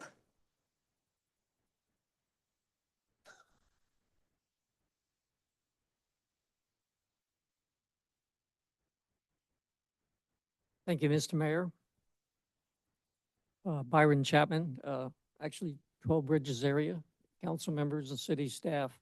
I too live along that corridor, talk to my neighbors quite a bit. I think we all know in most cases in our minds, whether it's legal, in this case, definitely not. If you have a speed limit of 50, hey, I can do 55. If it's a 40, I'm going to do 45. On any given day, weekend, weekdays, doesn't make any difference. My family and all the families up and down that entire corridor for there, that 50 turns into a 55, in many cases, 60. Many people that I've learned to, if you're going from Dunlewy onto 12 Bridges, and if you happen to be turning, as you're looking at that, you're going to be turning towards town. At that point in time, if you don't pull all the way over to that far corner on your right, if you don't do that, you literally are taking your life and someone else's life definitely you're the target because they're coming down that road and you don't see them until they make that crest. And I guarantee you they're doing more than 50, 55 miles an hour. We've actually heard different vehicles, from motorcycles to vans to trucks. It seems like the minute they hit past that Dunlewy, let's just see how fast my car, my motorcycle, or whatever can get to the top of this hill. And that's exactly what happens. And by the time they get to the top of the hill, I think a lot of people are still trying to figure out the fact that, well, wait a minute, there's a stop sign up there. So the reduction in the speed, when it went from 45 to 50, many of us were like, boy, we are going the wrong direction, and we are. I think for that corridor, for the golf courts, first of all, it's a better way to go. We're constantly trying to clean up the environment. What better way than to have an electric vehicle in which to do that? They're large enough to be seen. You see the areas where the EVs can go. I don't think that's a ponder for anybody. I'm just thinking the fact that it is something I think that's doable. I don't see a whole lot to it. But looking at the speed that's coming up and down there, I guarantee you from the time, if you're going up the hill, from the time you're there at East Ridge at the school, I can guarantee you people are vying for that 2 lanes to go into one, and it becomes a drag race. And that in itself is horrible. So with that, I'll leave it at that. But the other part is I'm really happy I was here this evening to take part in the dog and pony show. I understand why we didn't have the pony here, but I believe that the dog's more than made up for it. Thank you. The night isn't over yet. There may be ponies in their future. Any other comments? If not, I'm going to close public comments, bring it back up to the council. Anyone want to make any comments? Well, I do want to jump on that. I think this is fairly universal, but I'll speak for myself. One of the things that has always been somewhat troubling to me is, and I think that it's the 85th percentile, is that right? Is that we go out and we measure what 85% of the people are driving at and adjust the speed accordingly. Well, once in a while, that's the wrong move. The formula doesn't work. And I think this is a case of unintended consequences where but we're paying attention to that 85th percentile, increase the speed beyond which the law was triggered to say that you could no longer take a golf cart across this. And so I don't want to give direction to your staff, but I think this is unintended. I think it's something we should look at pretty hard. And I agree that those multiple different speed limits along 12 bridges is inconsistent and probably problematic. Yeah, so a couple things. First off, I want to just make it really clear because the chief and I have talked a little bit about this. First of all, I just think that it's to take a positive approach here. If the worst thing we're dealing with tonight is a golf crossing, in all of our community, then I think generally Lincoln is doing pretty well. But to this issue, because all issues are important, we're going to have some discussions internally about what could be done there. One of the things that some folks don't understand, and I didn't understand until I got into this, is that we don't arbitrarily pick speed limits. So they're done based on a very specific methodology that's dictated by a handbook that every agency follows to determine speed limits. And the reason for that is that what we know about human behavior is that most people do not drive with an eye on the speed limit. Vast majority. They drive just about as fast as they feel safe driving. And that's based on a lot of factors: the width of the road, the width of the lanes, other things that are occurring as they're driving. And so those areas where you see, especially on collector and arterial roads like this, you see some areas that are much faster. And so the area that was discussed earlier, I think by Fran, is a very wide open stretch of 12 bridges that lends itself to faster driving. And there are ways that we can engineer around that. And so one of the ideas that we'll be discussing is whether there are some relatively inexpensive treatments that we can do to adjust the behavior in that area, which would bring down the speed limit to, below the vehicle code section that was referenced. a number of times this evening. And then we'll look at a couple of other things, because what I also want the community to know is that there's not a motivation from the police department or staff to be out looking at that one intersection where golf carts happen to pass. We have a lot of other things we're doing on a regular basis. But with that said, our traffic officer, his job is to identify when a law is being broken and to enforce it, regardless of where it is or who it is. And we support him in that. So long way of saying that I think that there's a solution here. We're just going to have to figure out a way to engineer it. And maybe, Vin, you want to add anything? Yes, absolutely. Yeah, I agree with Councilmember Joyner. Yes, the 85th percentile and the guidelines that we follow, right, per the state regulations to, set speed limits sometimes end up having the opposite effect. Unfortunately, the reason that many municipalities and cities rely on that is really for risk management reasons, right? So we rely on these laws and guidelines to protect us from being sued. Now, that being said, just first glance, I have not been really involved, with my staff in the setting of speed limits and things like that at this particular intersection, but I think there is room for a closer, analysis. I will take a closer look to see what we can do. One of the things I don't like, just initially looking at it, I see way too many movements at an all-way stop. Left turn pockets, right turn pockets, you could argue are not necessary because it's an all-way stop with single lanes, right? Sometimes we do that to allow for traffic to queue up, and that's fine at a signalized intersection. With all-way stops, I'm not a big fan of that, because imagine if you come upon an all-way stop and each approach has 3 movements and everybody shows up at the same time. So which car stopped first? Can't, right? But if you reduce it to just 4 approaches, it's much easier to maneuver. So, and then there are things you can do, in my experience with setting speed limits.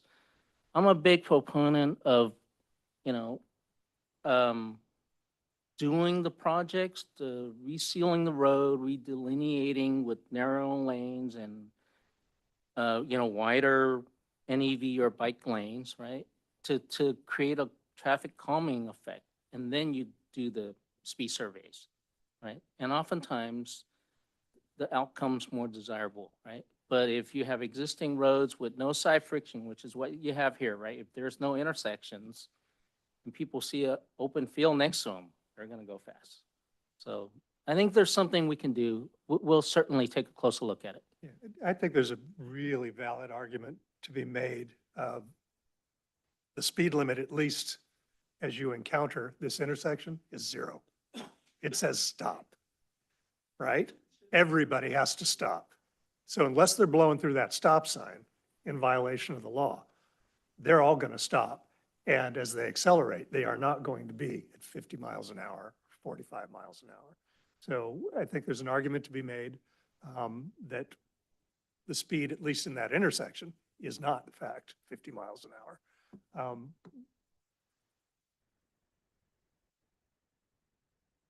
I'm not looking at the city attorney intentionally so that she can't tell me to stop. I think we have clear direction that staff's going to take a look at it and we'll have something come back. Right, I just want to ask a quick question. I'm confused. Did the crossing change because we changed the speed limit? Is that what happened? Okay.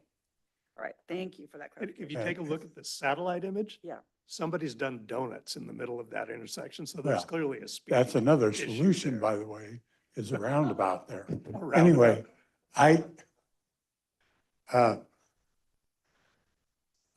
also, when staff looks at that, remember, we've got 2 plans that are affected, that have been approved by the council and need to be modified with whatever solution you come up with. Because right now, it's illegal, regardless of stop signs or anything else, it's illegal to leave Lincoln Hills on Rossi Road, period, in the golf cart. finding an NB. So whatever we do, we need to bring those two plans up to speed. Do you have any idea when we could put this on the agenda? Let me huddle with them, with the staff, tomorrow morning, and we'll get a timeline and we'll communicate it. I've been in contact with a couple of folks in the audience, so. Yeah. So we will end up discussing this. So I want to reiterate something that the city manager said. Many of you may not know that we only recently have a dedicated traffic officer on board. And so the officer is doing exactly what he's supposed to be doing. This is not his fault. He's doing his job. This is on us. And I think it's largely unintended. And I think it's hopefully something that we can correct and do that fairly quickly. Okay. Thank you all. We go now to the consent calendar. I have a request to pull 8D as in dog, correct?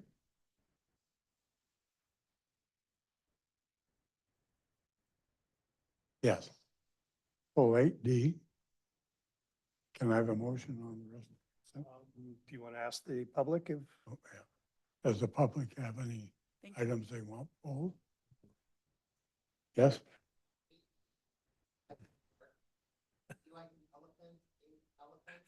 Eight elephant. As in the elephant in the room? Is that what?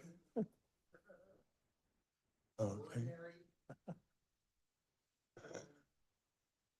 Okay.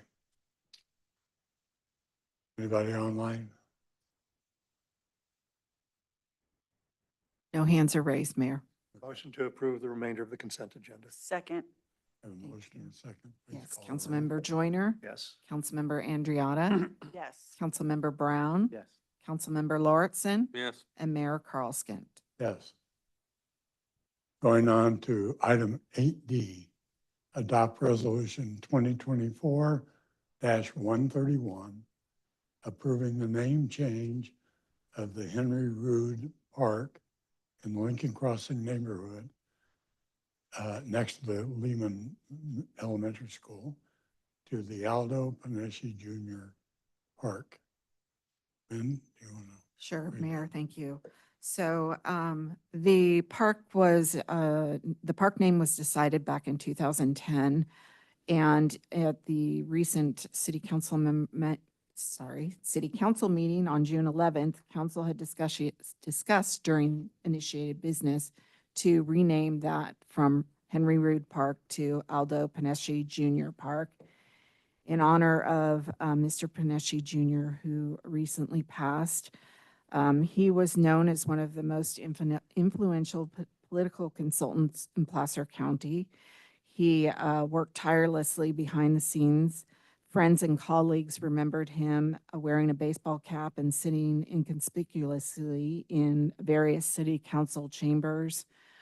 He also was a founding board member of Placer Business Alliance, as well as on boards of many nonprofits such as the Placer Breast Cancer Foundation.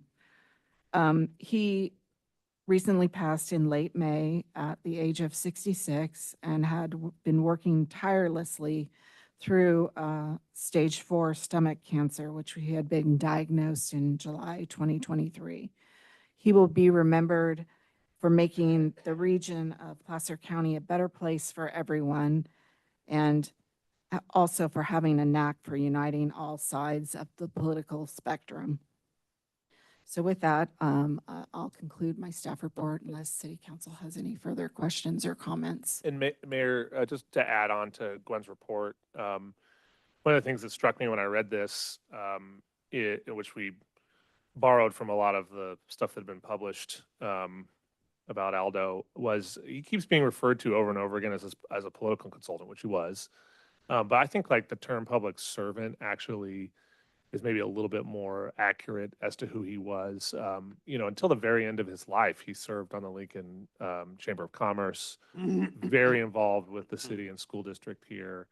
And just a personal note, I think I'd been on board 2 weeks and he went out of his way to come introduce himself and meet with me and share a little bit about this place. And so,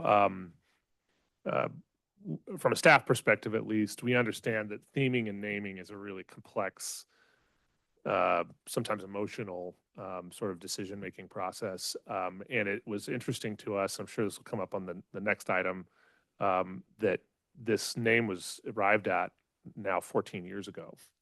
And were it not for how long it's taken to build this park, we may not be having this discussion, at least regarding this park today. So it's going to go into construction. And the reason we turned this around so quickly, and Gwen did all the work here, was that we're about ready to get started on this project. And so now is the time if you'd like to make that change. Oh, and also, although I don't think they're going to speak this evening, Aldo's family is here as well. So if I can add to that, Mayor, reading through the staff report, I too took note of the fact that Aldo is being framed in political terms, and you're right. He was a political consultant. But he was so much more than that. And it's one of the things that was discussed at his service was that even his own family didn't know what he did. And many people who knew Aldo intimately and who worked with him for many, many years couldn't quite describe what it was he did for a living. And I think that's actually really simple to frame. He connected people. That's what he did, whether it was as a political consultant, getting to know and recruit people who had a real love for Placer County and for our individual communities within Placer County, or developers who were also going to have a great impact on our communities, getting the two together to make relationships, discussions. But beyond that, I think, just speaking of this park, this particular park, it's interesting that it came about the way it did. This particular park is right next to an elementary school. Aldo loved the schools. Aldo actually worked on the first, I think his first project in Lincoln was a bond measure for the school district. It failed, but the second one didn't. And he's worked on many items relating to the schools and school districts and parks and widening Highway 65. We've talked about just a couple of boards that he's been on. I think we'd be hard pressed to find a board that Aldo didn't serve on in Placer County at one time or another. And equally hard pressed to find agencies, not-for-profits, that he didn't have a hand in forming in the first place. And so I think it's highly appropriate. And I'm grateful for the timing of this, that we honor Aldo and all he's done for not just our community, but for all of South Placer by naming this park after him. And I love the fact that it is adjacent to an elementary school. I agree, and I cannot add anything more to what Councilmember Joyner said, because he said it perfectly. Aldo was great, and I actually was at an event last night in Tahoe. Was at the Law Enforcement Chaplains fundraiser, and there were several of us sitting around, and someone said, "It feels weird that Aldo's not here," and it was true. So in my head, was thinking like, what can we do to honor him? And Councilmember Joyner walked right up to me at the reception and he said, "This is what we need to do." And it's a great idea. And so I'm 100% supportive, and I appreciate you bringing that forward. And I think this is a really great way to honor him. And I don't know if you read it in your report just now, Gwen, or if you said it, Paul, or if I heard it somewhere else. So forgive me if I'm repeating what somebody just said, but the whole thing about the schools and the children, they said, Aldo liked children better than he did adults. And so I think it's perfect, so.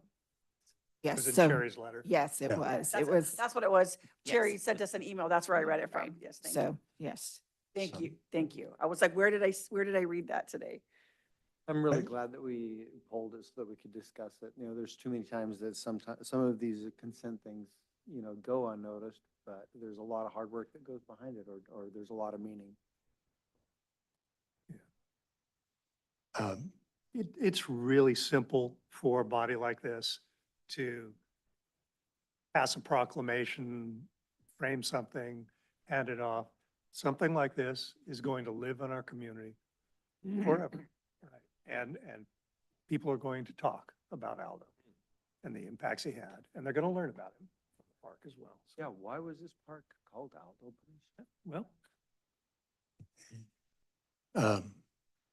I'd like to comment about him being a political consultant, but not really, because I was never able to arrange for him to be my consultant because he had commitments to other people, all.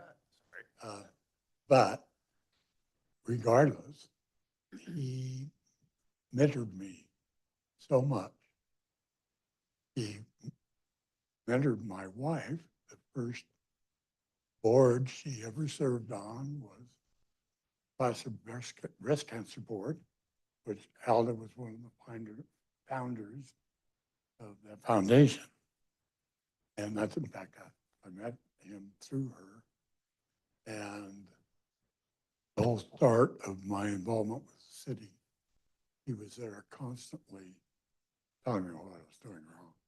He was there constantly to help me. So it's absolutely wonderful that the timing worked out. yeah, agreed. So, Agreed. It's, so I'm going to throw out one more. Bonaroti's restaurant would not be in Lincoln if Aldo and Primo hadn't twisted Daniel's arm to Yeah. come to Lincoln. Yeah. So the impacts our entire community are frankly immeasurable. yeah, we were talking about that the other night. Okay. Would somebody with my family like to make a comment?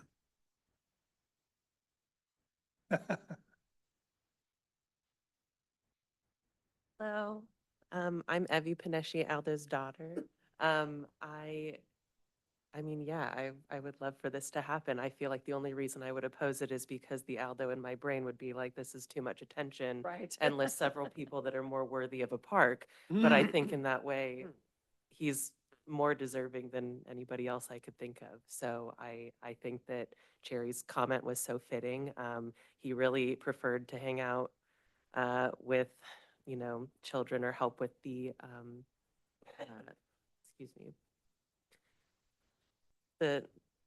he cared a lot about education, keeping, excuse me, I'm so sorry. No. Of just bringing people together. And Cherry was correct in saying that he would rather, you know, hang out with kids than adults, but he was happy to do all this work for his community. And I can think of no better or more fitting place than for the location of this park and for it to be named after him. So thank you on behalf of my mom, Leslie, and brother Anthony and I. This is wonderful. So we're so honored. Thanks for being here. Okay.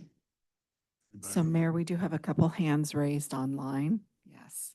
Andy Sisk, Oh, please go ahead. Andy. Good evening, Mayor and members of the City Council. Andy Sisk, 12 Bridges. I just wanted to take a moment to thank this City Council for bringing this item forward. I'm in strong support of this. I'm so proud of our city for getting out there and doing this to honor Aldo. And many people would think of Aldo as equals Roseville. And I want to tell you, Aldo loved every city in Placer County, especially Lincoln. And it was mentioned, Daniel Bonaroti's. Aldo introduced me to him. Where? At the Lincoln Showcase. And then I had an opportunity every time. Lincoln, you need to come to Lincoln, Aldo. He met me at the new Starbucks for meetings. He even got out to a Potter game and really enjoyed his time and all the renovations that had happened at McBeam Stadium. Last story I will share is I first met Aldo in 2010 at the Tommy Apostolus event. And I'm so thankful that the last time I got to see Aldo was at the Tommy Apostolus event at the end of March. And I know Council member Andrietta Woods was there at my table. And I remember the next day sharing a text with Aldo that he should be proud that he had all 6 county elected department heads at that function. And he said, wow, really? I didn't know that.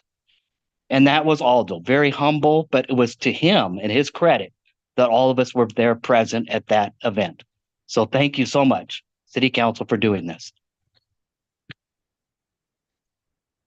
Thank you. Next, we have Fran. Please go ahead. Hi. Well, I know Aldo. I know some of his cousins, some of the other Pineshis as well. And I think this is a wonderful thing. I'm just curious though, who was Henry Rood? And, you know, it was going to be named after him, and I don't know anything about him. And I'm wondering if someone there could just say a moment, something about him. Thank you. Sure. Sure thing, Fran. I think I'm safe in saying that nobody in this room ever met Henry Rood. He was the brother of the founder of this city. And based on some of the historical documents that Glenn was able to pull up, apparently he sort of took ownership and management of one of the first buildings that was constructed by his brother, Mr. Lincoln. Wilson. And beyond that, we don't have a lot of historical record about Mr. Rood that I could find. Although if in the report, there's some narrative, if you go through their attachments, about why he was chosen and some really minimal kind of historical record as it relates to Mr. Rood. So Fran, it's not that we're going to nix his name from consideration for something in the future. His name will go back on the list and in the rotation. And fortunately, we have lots of parks and other facilities that are always in build currently. Okay, any more on that? Bring it back for a vote? You could make the motion. Motion to hopefully unanimously approve the renaming of Henry Rood Park to Aldo Pinesci Jr. Park. I'll second. Thank you. Councilmember Joyner? Yes. Councilmember Andriotta? Yes. Councilmember Brown? Yes. Councilmember Lauritsen? Yes. And Mayor Carlson. Absolutely. So there's your unanimous vote. Congratulations. Next item on the agenda is 8E, elephant. Did you have a specific question you wanted answered?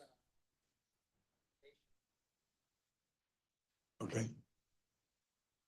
I'm making a change to my card on the fly from Henry Rood Park to Aldo Pinesci Jr. Council, city staff, appreciate the time. So what I'd like to do is I'd like for us to consider an alternative way to cover the 5.7 million budget that's been set aside for Aldo Pinesci Jr. Park. I believe my recommendation will help with some flexibility of funding of our regional parks, which all of you know I'm very passionate about. Currently, the budget's 5.7 million. A couple of years ago, it was about 3.7 million, and we were kind of stuck because to do a full build out of the park was going to cost another $2 million.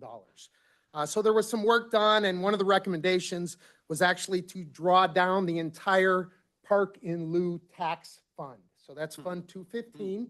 It was $1 million.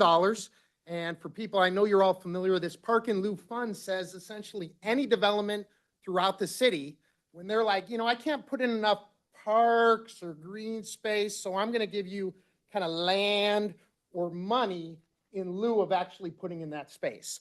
So that's added up to $1 million, again, coming from developments across the city. Personally, I believe that that money then should try to be maximized for the benefit of the community, and therefore should probably be used for more of the regional parks, be it Bella Breeze, Community Center Park, or Jimenez. So that's my thinking. But then you go, well, how are we going to fund the 5.7 million? It just so happens that for the lighting and landscaping fund, that they actually have individual reserve funds by tax zone. And those funds in those tax zones can only be used in that particular tax zone. Well, it turns out Aldo Panesci Junior Park is in tax zone 5. Turns out that reserve fund is projected, based on the latest LAD report, to be $1.37 million in that reserve fund. And I should note that that's about $800,000 higher than it was just 4 years ago. So in the past 4 years, that fund has grown by $800,000. So what I'm recommending, because I know that those funds can be used for park improvements or development, that I'd recommend that more of that fund be used to contribute to the 5.7 million that's needed. And let's save that park in lieu fund to actually be used for some of our regional parks, whatever it may be. I mean, I listened in to the Parks and Rec meeting, so I know people are like, how do I get another basketball court here because we don't have this on the side of the town? I know Bella Breeze doesn't have a basketball park. There's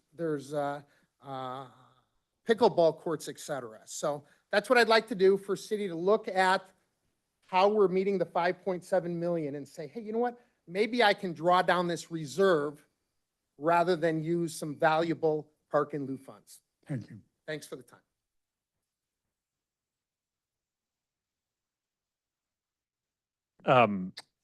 Comments?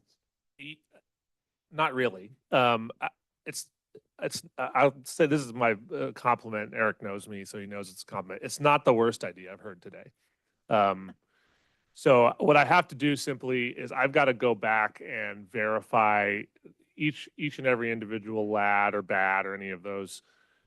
Some of them have pre-programmed CIPs that we plan to do in the future, and so sometimes they're not represented on every budget document, but it could be that there are projects that are on the books that haven't moved on some of those funds. I don't think so. And in the event that there is a surplus balance, and I'm sure he's correct about that number, it may be that that's a budgetary move that we could make where we provide relief to in lieu, which he's correct. It's more flexible dollars. It doesn't have to be used zonally. And so to the extent that that makes sense and we're not running up against some other financial constraint I'm unaware of in our 26 of these that we have throughout town, it's a reasonable idea. I just have to do a little bit of work with finance to figure out some of the details. It surprised me. I thought LAD zone funds were only repair and replace and maintenance. I did not know that they were for new construction at all. They're not typically, but each and every single one that we've developed is, some of them are the same, but there are many differences across. And so I just have to go back and kind of look at that specific one to make sure. So we do have some areas that had conceived of a little extra additional to fund capital improvements, i.e. something new. Like for example, like not thinking of a great one off the top of my head, but for example, a median extension that wasn't conceived in the original plan for some reason. Or something that meets the nexus of what the dollars were collected for. And I just don't know. I don't have it in front of me, so I can't tell you off the top of my head what the rules and constraints are. But to the extent that we can use dollars that would not be otherwise used and it's legal to do so, I think it's a fair comment. And it's really more of an exercise in budget. I agree. It's really disappointing to find out they're all unique. That has never been stated. Well, herein lies the very complex problem we have with our LLDs, which we will tackle at some point. We have one LAD and 30 some odd zones within the LAD that are each different. Yeah, But I would bring the council back to the actual item that's in front of you, which is approving the plans and specifications so that the project can go out to bid. And but just it so also council knows, calls out funding sources. if there's some, if this concept works financially and legally, then it's a budgeting maneuver that we do all the time. Then it's reasonable. But it doesn't have anything with being able to, No, we to can. do what we need to do on this item, so we can approve this and we can take care of that. Yeah, from engineering's perspective, they don't, I'm a big rude here, but they don't typically care where the funds come from as long as there's enough to do the project. So we'll worry about And the a little detail of extra. it. Yeah. We'll take care of you, Eric. All right. Okay, so any public comment online? Seeing none? Yes. Caribbean? Thank you. Now that the name is settled for good, I just want to mention that I understand that before the Henry Rood Park, this had the name Brentford Circle Park, and that ought to be included in this, in the history, if that's correct. Thank you. It never officially had that name. It was just, It there was a called park in that. Redford Circle, so people called it that. I see. Thank you. It was just an identifier.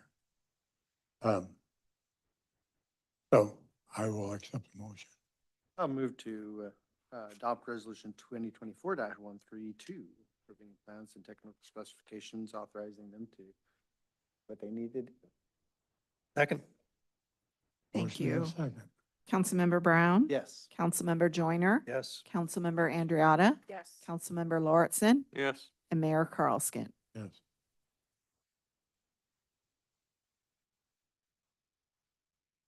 Okay. Now we go on to public hearings. We have none. General business. We have several items.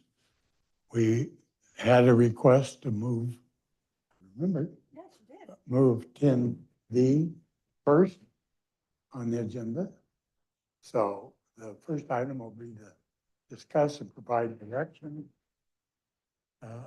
on the dedication of a portion of Highway 193 from Ferrari to the eastern city limits to the longtime former Lincoln resident, Joey Mitchell. Sean. Thank you very much, Mayor. So sort of interesting that we have two dedications on one evening. Sometimes we'll go years without these. So at the May 21st City Council meeting, Vice Mayor Andriotta proposed during city-initiated, council-initiated business that the city discuss and consider a ceremonial naming of a portion of Highway 193 or McBean Park Drive in honor of longtime former resident Joey Mitchell. And I'm going to go through a little bit of Mr. Mitchell's life, but in order to kind of prep for this item, I was able to get Mr. Mitchell's son's contact information, who's here this evening. And so I called him one day and I said, "Hi, I was hoping to speak to Mr. Mitchell," and laughed on the other side of the phone. And he shared with me that that was his stage name that he took on early on in his career when he was in Southern California. Apparently his ratings were struggling a little as a newbie in the radio world, and his program director suggested that he take on a stage name, and so he did, and 50 years later he obviously had a lot of success. So just a little bit about Joey.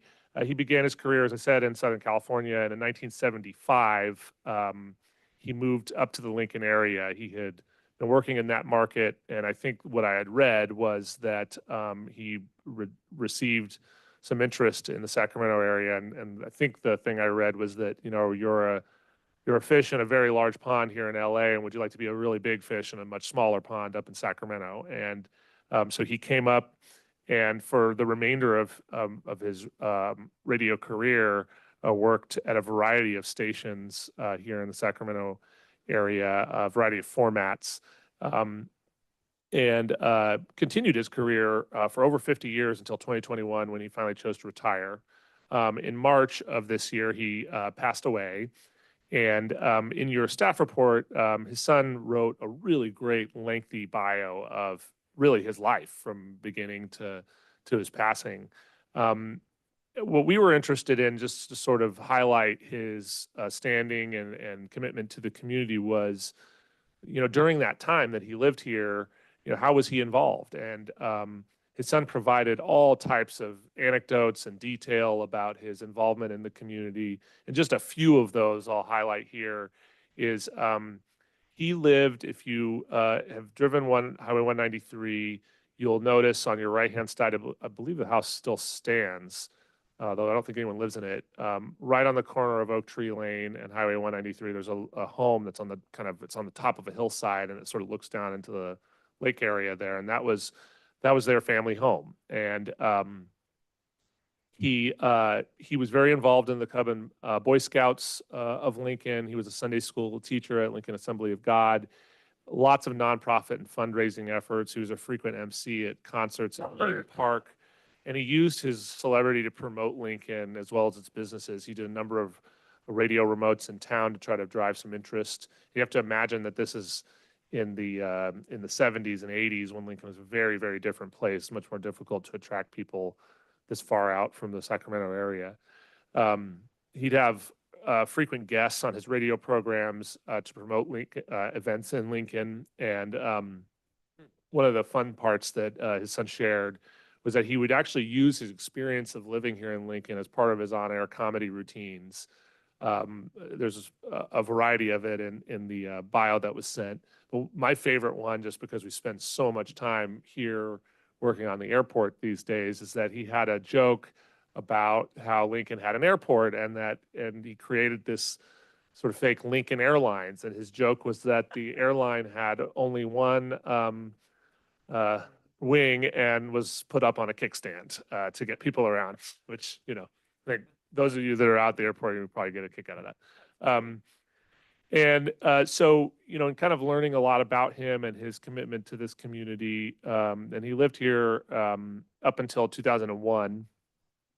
It's pretty apparent that he had a lot of standing here. He was friends and close professional contacts with a lot of the elected officials that worked for the city of Lincoln, law enforcement that worked here, and a lot of city staff and other people in the community. When we would discuss this, there were really kind of two options. The first option, if the council was interested, is absolute renaming of the roadway. That is in some ways a much more complex and expensive process because there's folks that live along there or have businesses. There's renaming and stationary changes, and I've gone through it before, and it's a lot of work. The alternative, which I think kind of does the exact same thing that was, I assume was the intent, was to simply highlight a person's life here in Lincoln that contributed a lot to the community by dedicating it as a ceremonial roadway. And we'll work internally as staff to figure out the most appropriate way to do that. But what we kind of have conceived initially, at least, is some signage that's not highway or street signage. It's ceremonial in nature that, perhaps on the after the bridge heading eastbound, something on both sides of the roadway there, and then coming into town right when you hit the city limits, something, and we'll work with the family so it's appropriate, but, Joey Mitchell Memorial Roadway or something of that nature. And so really this is a discussion and direction item. We'll work on the mechanics of where they're placed and since it's a relatively minor improvement, we're not expecting that it's budgetarily prohibitive in any way. We'll work it into future operating budgets. But that's sort of the generalities of the report. There's a lot more if you read through the attachments as it relates to Joey's life. And his family is here today, and I suspect may want to say a few things. And then his son sent a really neat clip that we thought just might be kind of fun to play this evening when appropriate. So I'm happy to answer any questions if you have any. Would you like to have him come up now, Mayor? Thank you for this opportunity to represent my dad. I really appreciate it. And my brother's watching, and he made sure that I said hello to Matt. Good evening. I stand before you today on behalf of my incredibly talented father, Joey Mitchell, who has entertained millions of people over his 50 years in radio. Since 1974, when our family moved here, Lincoln has held a special place in our family's heart, especially Dad's. My father believed in the power of the community, in the strength that comes from unity, and the potential of every individual to make a difference. Dad used his celebrity to help promote Lincoln for decades. For example, but not limited to, Joey helped with Lincoln's police, fire, and other city charitable drives, local concerts, interviewed locals on his show, and did radio remotes to promote Lincoln and Lincoln's businesses. Dad volunteered for Cub and Boy Scouts, taught Sunday school at Lincoln Assembly of God, which is now known as Lincoln Christian Life Center, which the family helped build. Over his 20 years at Crack Radio, Joey told jokes to promote Lincoln. One of Dad's most popular jokes was Lincoln's Heine wine, with fictitious owners' names like Seymour Heine and Amma Heine, and many more funny names. For years, people asked Dad, where is Heine wine located in Lincoln? But Dad kept the joke going by saying, I wouldn't bother. I hear it tastes like crap. Some people have said Joey Mitchell put Lincoln on the map when it was just a small community with one street light.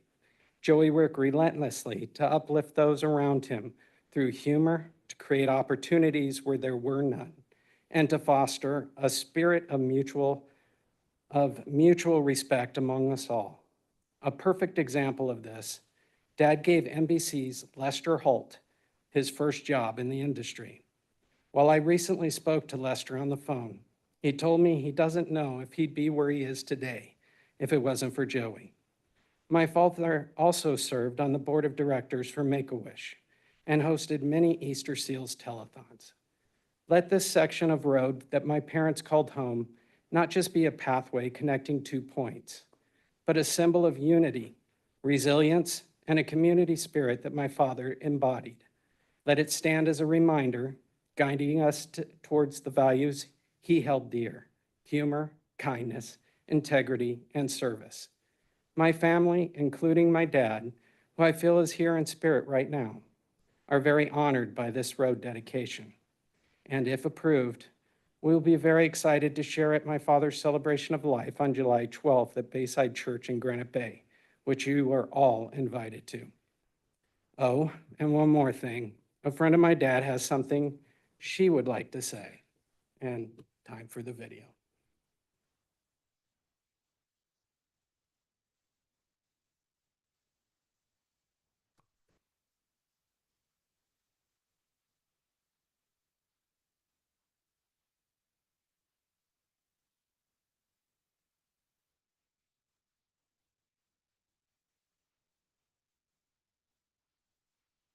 Oops.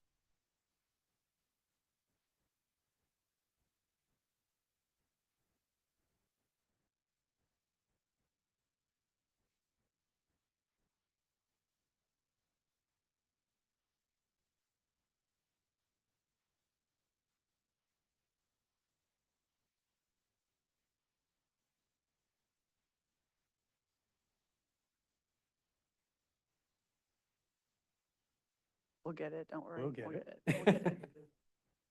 I peeked at the name on the file, by the way. Ah, thank you. Hey, hey, hey. I didn't say anything. Go.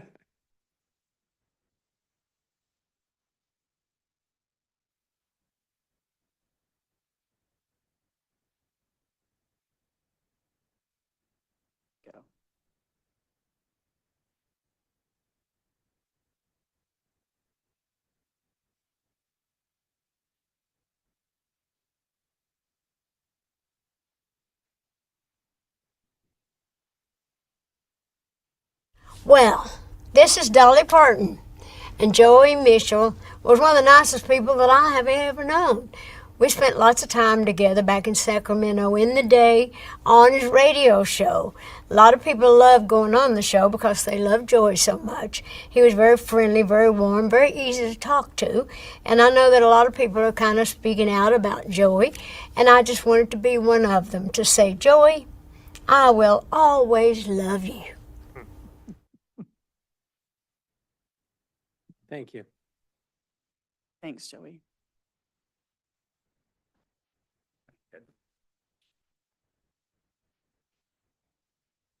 You're looking for consensus as to the type, whether it's we go the naming or an honorarium type of thing. Yeah. I think, which is along the lines of what we did with Tom Cosgrove.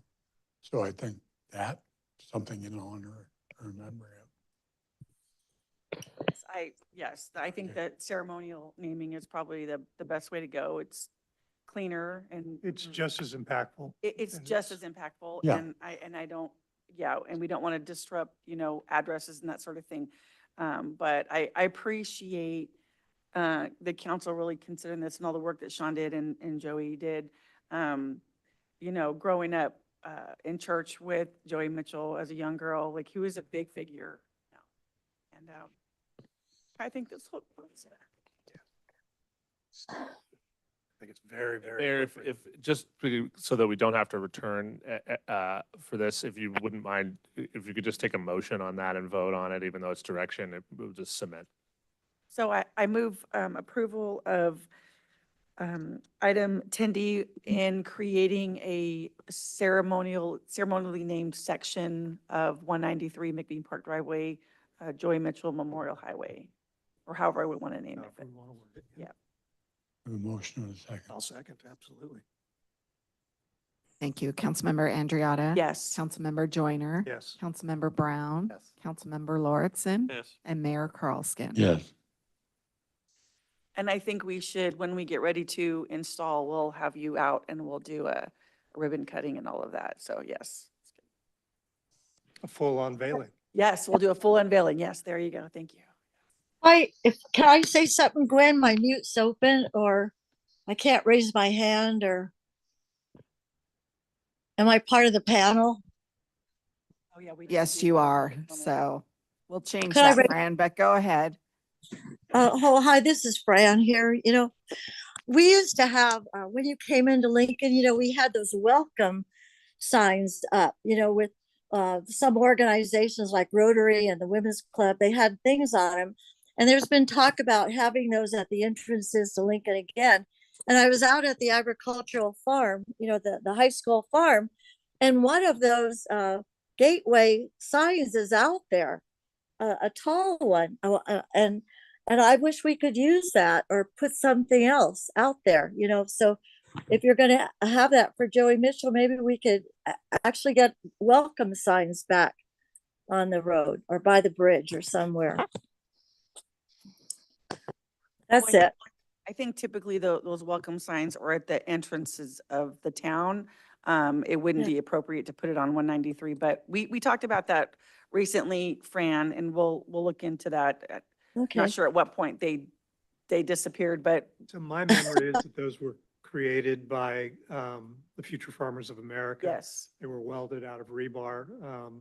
And if I'm remembering correctly, they were taken down because of the state of, I don't want to say decay, but We were probably, repair yeah, it was state of repair, that so. they were in. We'll look into that, Fran. You're right. We need to have signs that have all the service organizations on them and all of that, but that's a completely separate item to what we're talking about, but we appreciate your comment.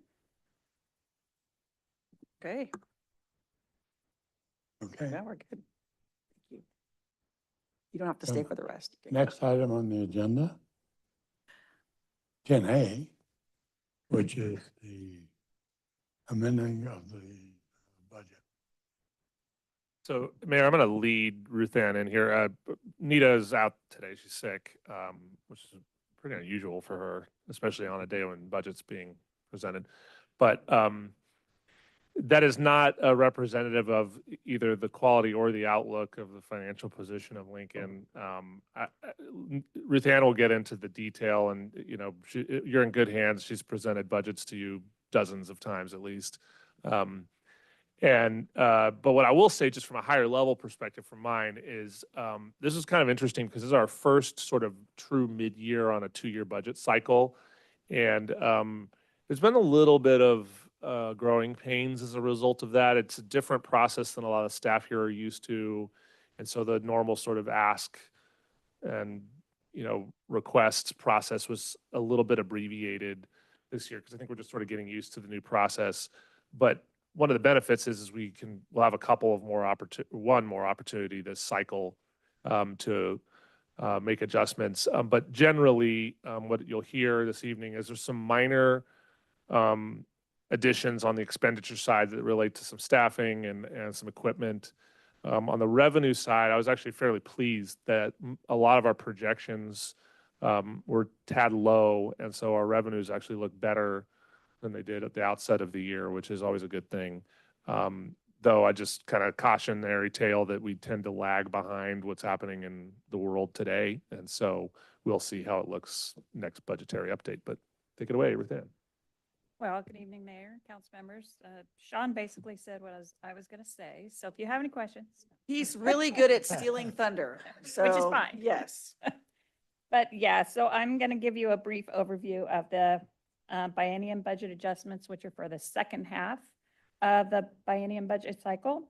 And so back June 27th, 2023, the council approved the first ever biennium budget here in Lincoln for the period of 2023 through 2025. And the report that you have before you tonight is actually to amend the 24-25 budget piece of that. And as I'm sure you're all aware, whenever a budget is established, it's a flexible document and it requires amendments over time because obviously we get more information, things change, et cetera. So that's basically what this report does. It outlines those changes that have occurred since the budget was originally approved. And in this report also, only the funds which are being amended were presented in the report. All the other funds that have no changes are just as they, remain as they were when they were approved with the original budget. So I will highlight a couple changes, and one thing that is kind of important, we had talked about the landscape and lighting districts, the 32 zones.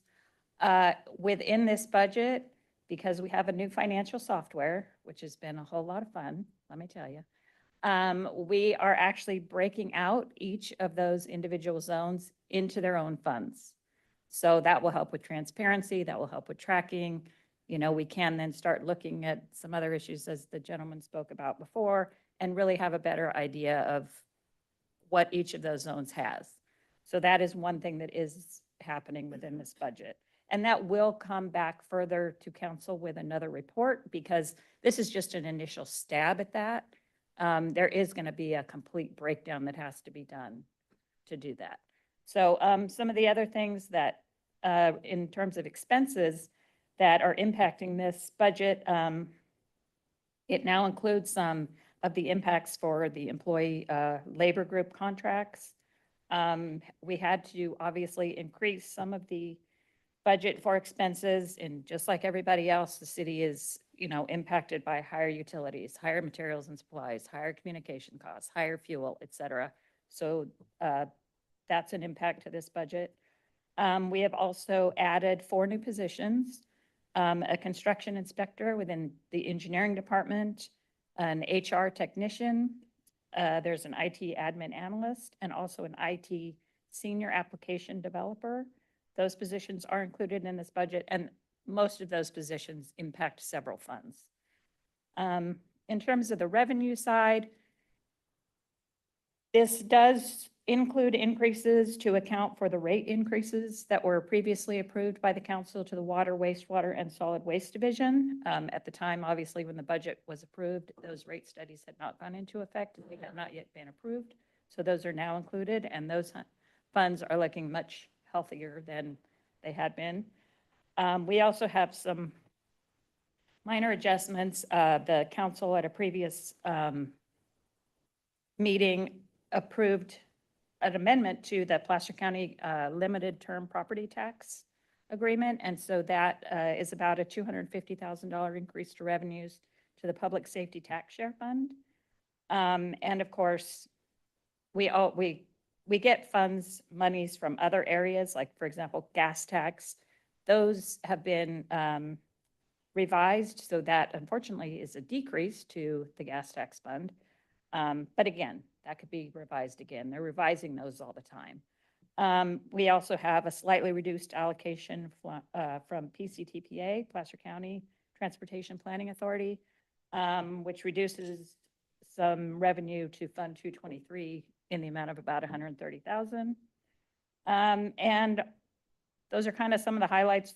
There's, as you can see, there's a lot more detail in that report. And we also have to, on an annual basis, have the council approve a appropriation limit. And so that is included in the resolution as well. And that's about it. So I'm happy to answer any questions. Questions from the council? I have none. Thank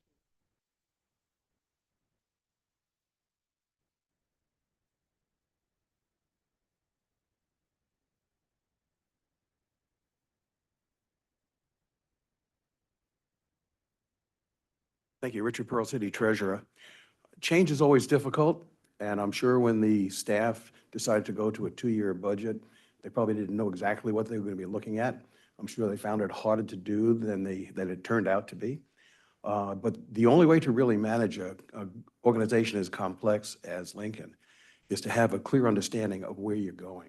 And a 2-year budget allows you to do that. And then you put a 3-year outlook on top of that, and you can see the implications of what you're doing, the decisions that you're making now in the future. That's going to be so much better for our city going forward. The other thing, so I like the transparency in the report. If you look at it, you see the reasons for why they go up and why they go down. And I think this is very important for the community to understand why these things are changing. There are some major changes here. They're explained. One of the other things that I think is very interesting is that it shows what would have happened in some of our proprietary funds if we didn't make those changes. They were hard on the community, without a doubt. We all experienced the increases. But when you look at it, you can see what would have happened without those increases. You start to understand the magnitude of why the council had to do what they did. So congratulations to staff, congratulations to the council. Thank you.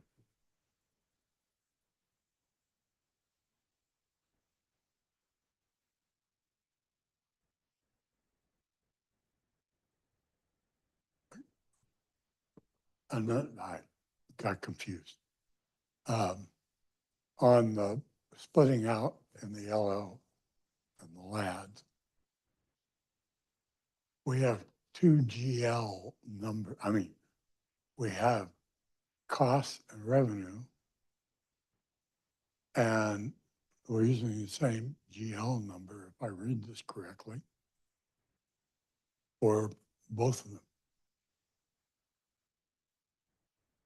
I don't know what they are, but if you take 2701, okay, is called operating costs on this page, 84K. And then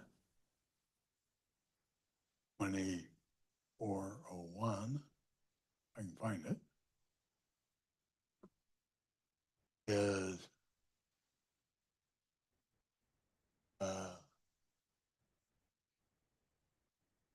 no, revenue also. Yeah, I think where you're confused is in a prior staff report, when we do a mid-year budget adjustment, we put the whole revenue account, or excuse me, the whole account in there. In this, I've simply put the fund. So what we're doing, where all the landscape and lighting used to be in Fund 270, okay? We now, with our new software, that fund is now 2,700. Each of those zones, for example, 2701, that was Zone 1. 2702 was Zone 2. So all I've done is put the funds on here, not necessarily accounts, if that's your question. Okay, those aren't GL numbers. No, it's just Okay. the fund number. So we will get for each zone, we'll have a fund balance report that we get to see. Yes. Yeah. And First of all, I ran across this when I was looking at the draft, and then I heard that we had $800,000 sitting in our house someplace, and I tried to find it, and I couldn't find it. No, and all this is doing is allowing us to now, because, July 1st is coming up really quickly, we need to be able to have our budget in there so people can start spending and stuff. Absolutely the right way to go. Okay. And I think that the new software, it's been a struggle to really get things to match up. And I was in the office when after 5 days that they were trying to get something to match up, and all of a sudden it worked with the new software. And so I congratulate you guys on it's just the hard work, because it's always hard anytime you introduce new software to try to get things to look right. We're still working on it. Yes. Yeah, I ultimately, I assume the new software will allow us to not only handle LAD separately, but we'll also be able to track project costs easily, Yeah, that's the intent. labor and materials. So nothing but nowhere to go but out, right? Any other comments, questions? This is we need to approve it, right? Is there any public comment? Oh, yeah.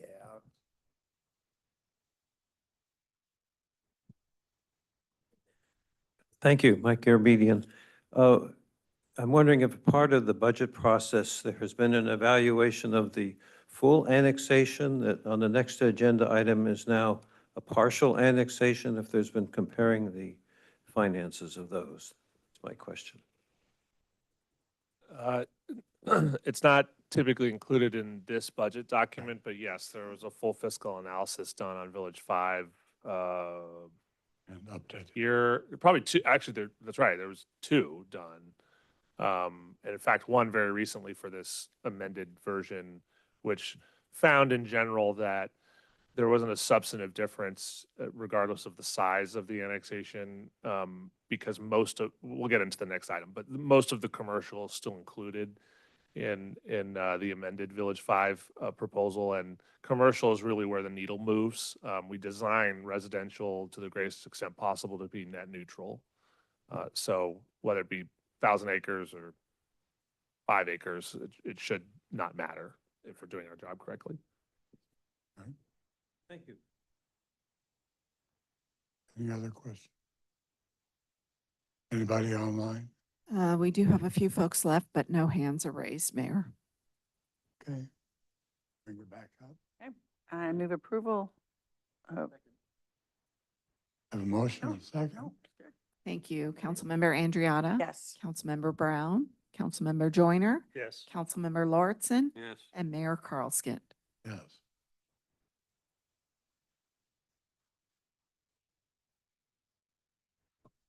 Oh, and 10B. This is a resolution approving a set of findings regarding the recently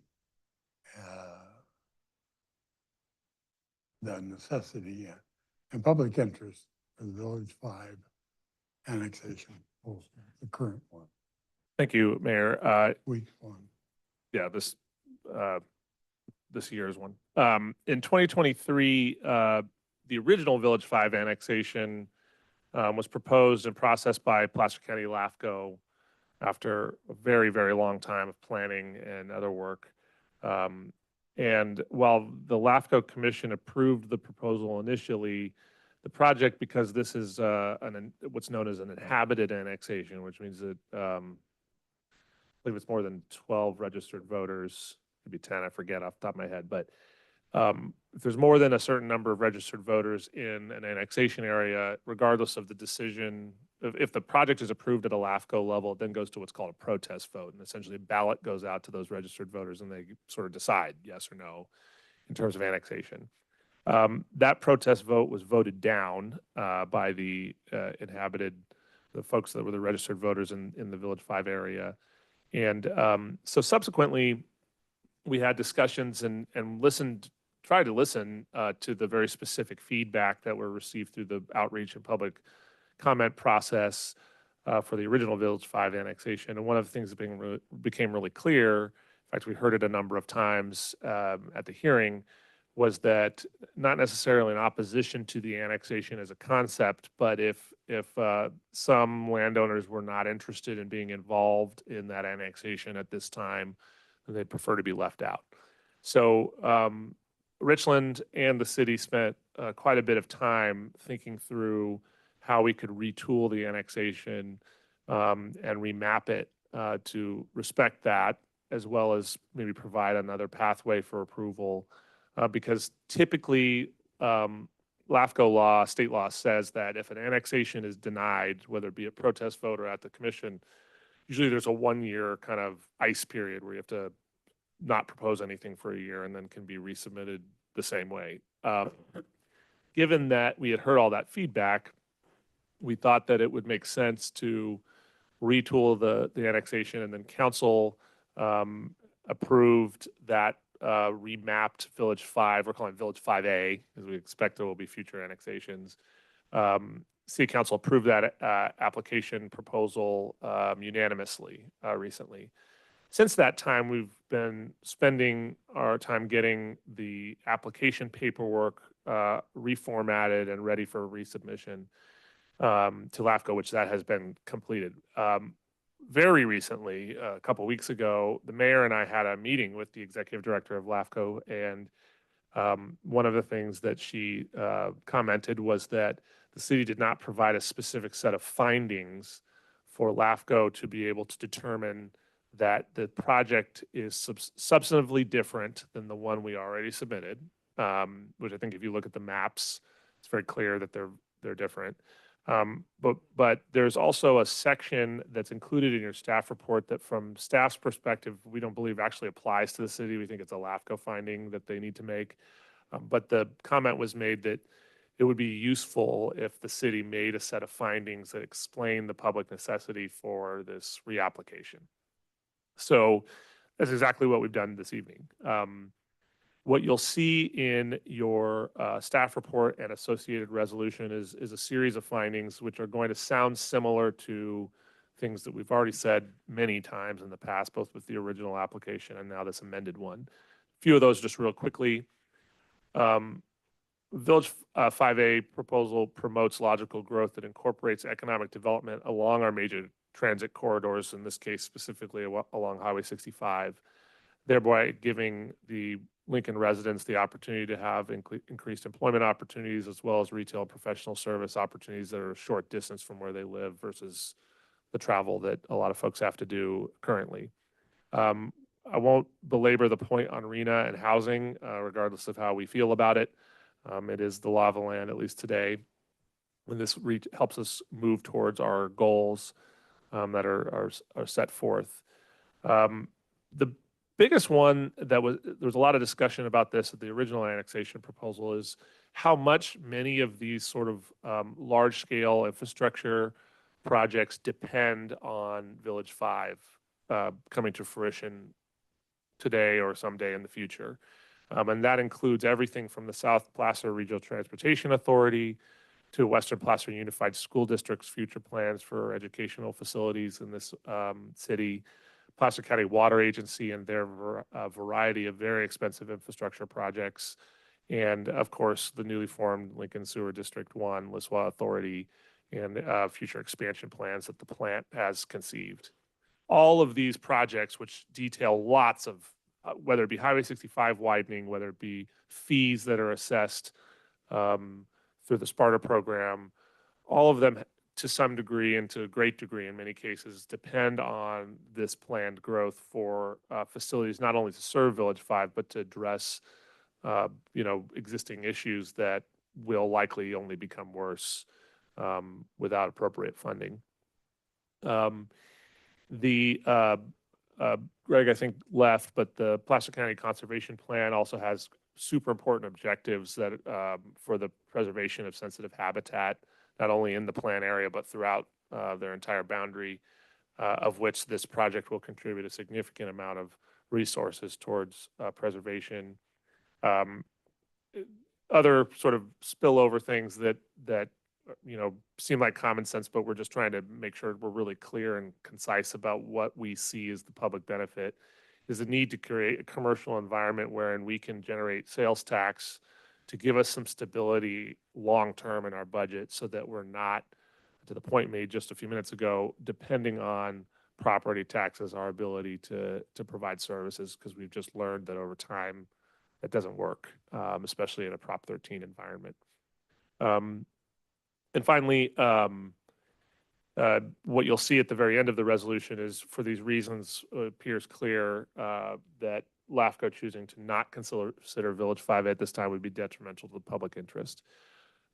That's sort of the totality of my report. I would like to ask that if council is willing and is of a mind to approve this resolution, that you add one additional finding, which is that you find that this application is substantively different than the one that was submitted at the original Village 5 application, just so it's very clear that we view these as very different proposals, which they are, compared to the original.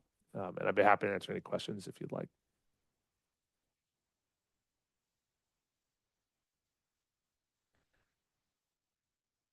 No, not really.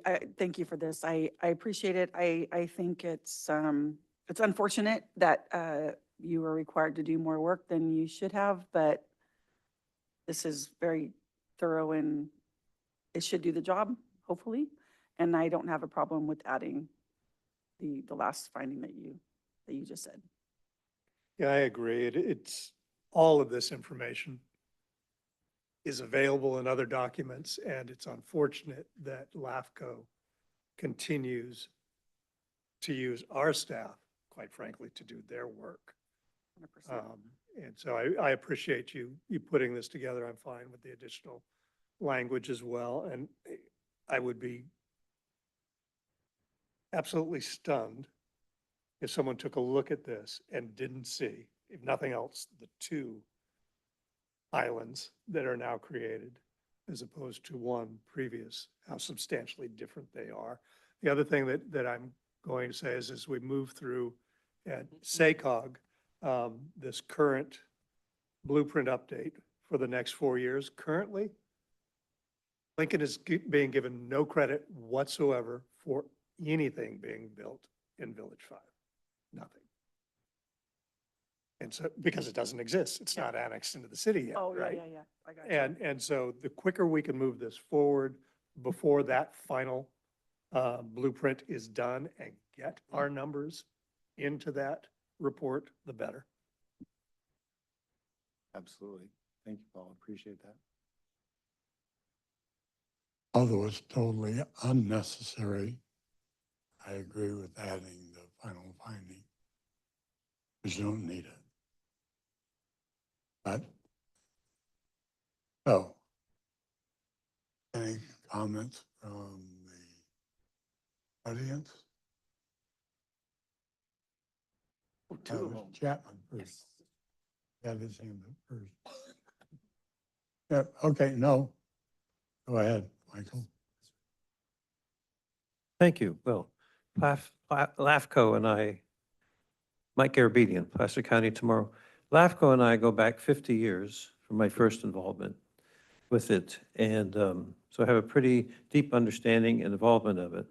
I can't take issue with your approach here, except that I think it would be more than appropriate for this to go to the Planning Commission for their input. That would add value, I would think, and also to your fiscal committee, Economic Development Committee. In other words, a wide public involvement so that people know what's going on and you have that, that input.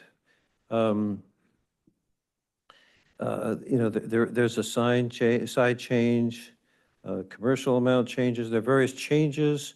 And the LAFCO law is supposed to stop sprawl, and limit agricultural land conversion and so forth. So there needs to be some consideration and balance of that. And it seems to me this is an opportunity to compare the differences.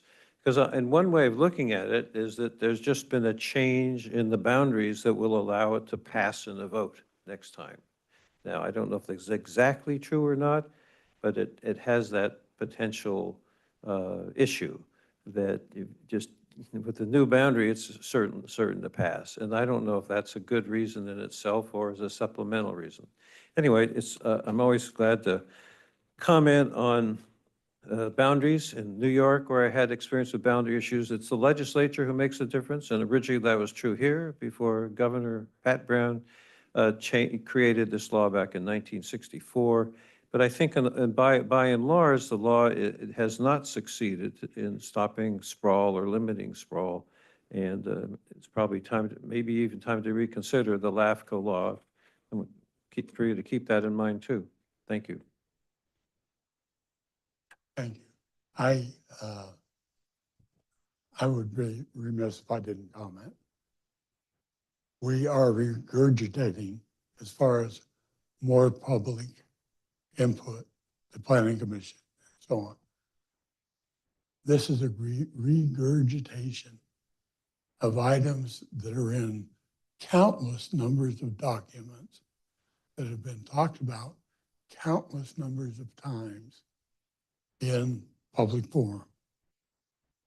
So all we are doing is codifying that information in a simple, easy to read form on one page. That's what we're asked to do. And I would add, Mayor, that this is a public policy directional decision, which is outside the scope of either of those committees. And Thank you. Perhaps that information would be available for me to go look at the background. Thank you. Mr. Chapman.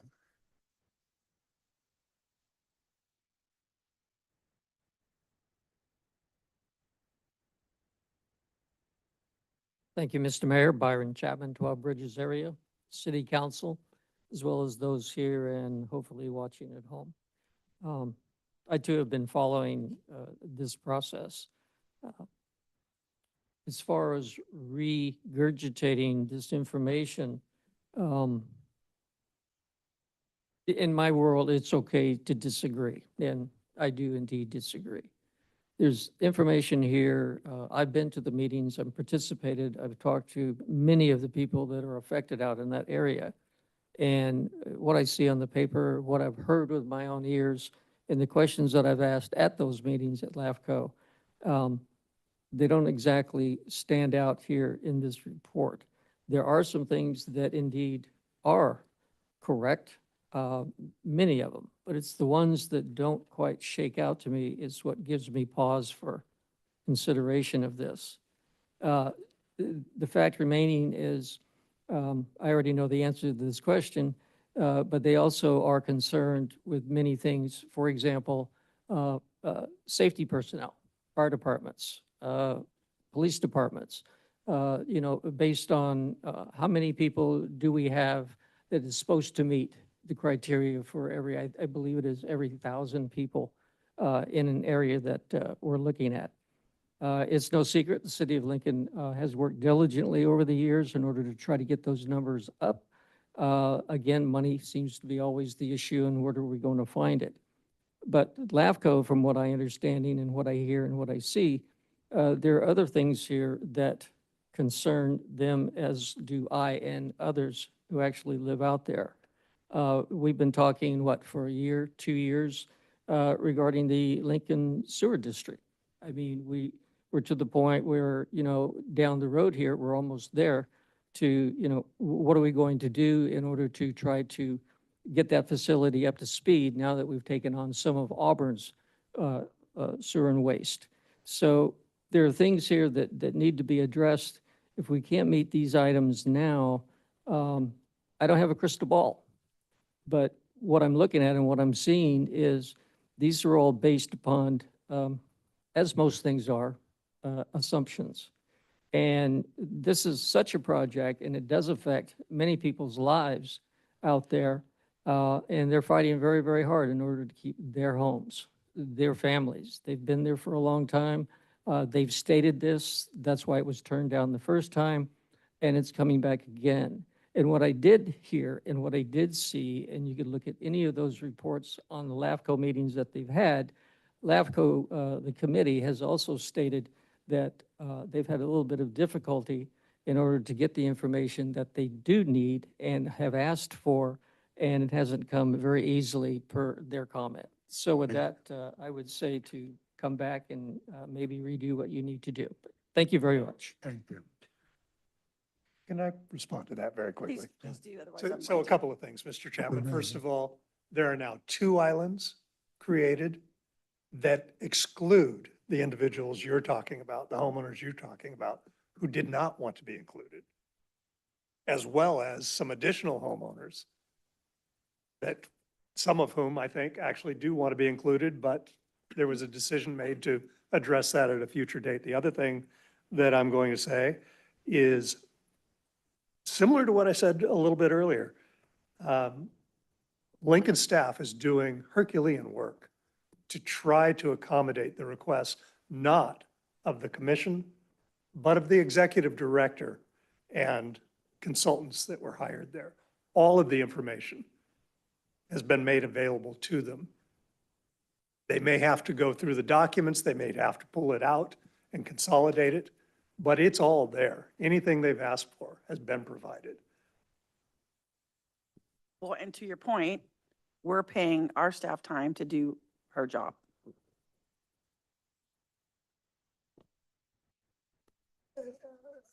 that the purpose of this resolution is to, as I say, codify in a simple form things that have already been stated. This is simply so that the LAFCO, and in particular, the executive director, can put them in her report so that she can say it is okay to look at annexing this property in a shorter time period. Look at it now rather than 8 months, 9 months from now. That's the whole purpose. It has nothing to do with safety. It has nothing to do with the complaints that people have. It's a process to get the annexation before LAFCO to make the decisions and read their documents that they already have on MSRs and so on. So the purpose of it is very simple. Any other comments? Okay, I will more than entertain. I move to adopt resolution 2024-141. I second. And noting that that includes the friendly amendment with the Let's see finding it. that Let's Village see. 5A is substantially different. Correct. Thank you. Councilmember Brown? Yes. Councilmember Andriotta? Yes. Councilmember Joyner? Yes. Councilmember Lauritsen? Yes. And Mayor Carlskin? Yes. One real quick addressing of Mr. Garabedian's point about LAFCO. I would agree with you very much in that the original purpose of LAFCO's is not being fulfilled. And I think a perfect example of that is, well, major development is supposed to happen within the municipalities. What's happening in Placer County right now is the county taking on major developments, and the county does not have to go through LAFCO. They don't need to go through any of that process. For me, LAFCOs have become a device used by the state to protect unincorporated county from the municipalities and the growth of the municipalities. I don't know that the mayor is going to want you to respond to that. I just wanted to get that on record. Yeah, you've had your speech. I can't, well, Yeah. thank you. Next item on the agenda, 10C, approving a 2-year agreement between the City of Lincoln and Placer County Department of Health and Human Resources for animal control. Thank you, Mayor. So normally I would put something like this on consent. We've had a relationship or a business relationship with Placer County Health and Human Services, who house their animal control and care division for many years. And generally, we are pleased with their service. The chief and I were just discussing this afternoon. I worked in a community once that had its own animal control department, and it's a lot of work, and it's really difficult to provide the service that people expect, and there's an emotion attached with animals that most people have, and so it's just a complex service to provide, and it's a tough job for animal control officers, and sheltering dogs and cats is a really difficult and complex and expensive thing to do. And so generally, when you can receive suitable services from another organization at a reasonable cost, I would always recommend that for the most part. But the reason I agendized this, though, on general business is that I need to take responsibility for an oversight on my part, which is that we try, and we're getting better at this, to monitor our contracts when they're coming up so that we have plenty of time to give. I'd like to give the council every time, if possible, that you have a new service contract coming up, a menu of options, even if every other option isn't that great, you at least know what's out there.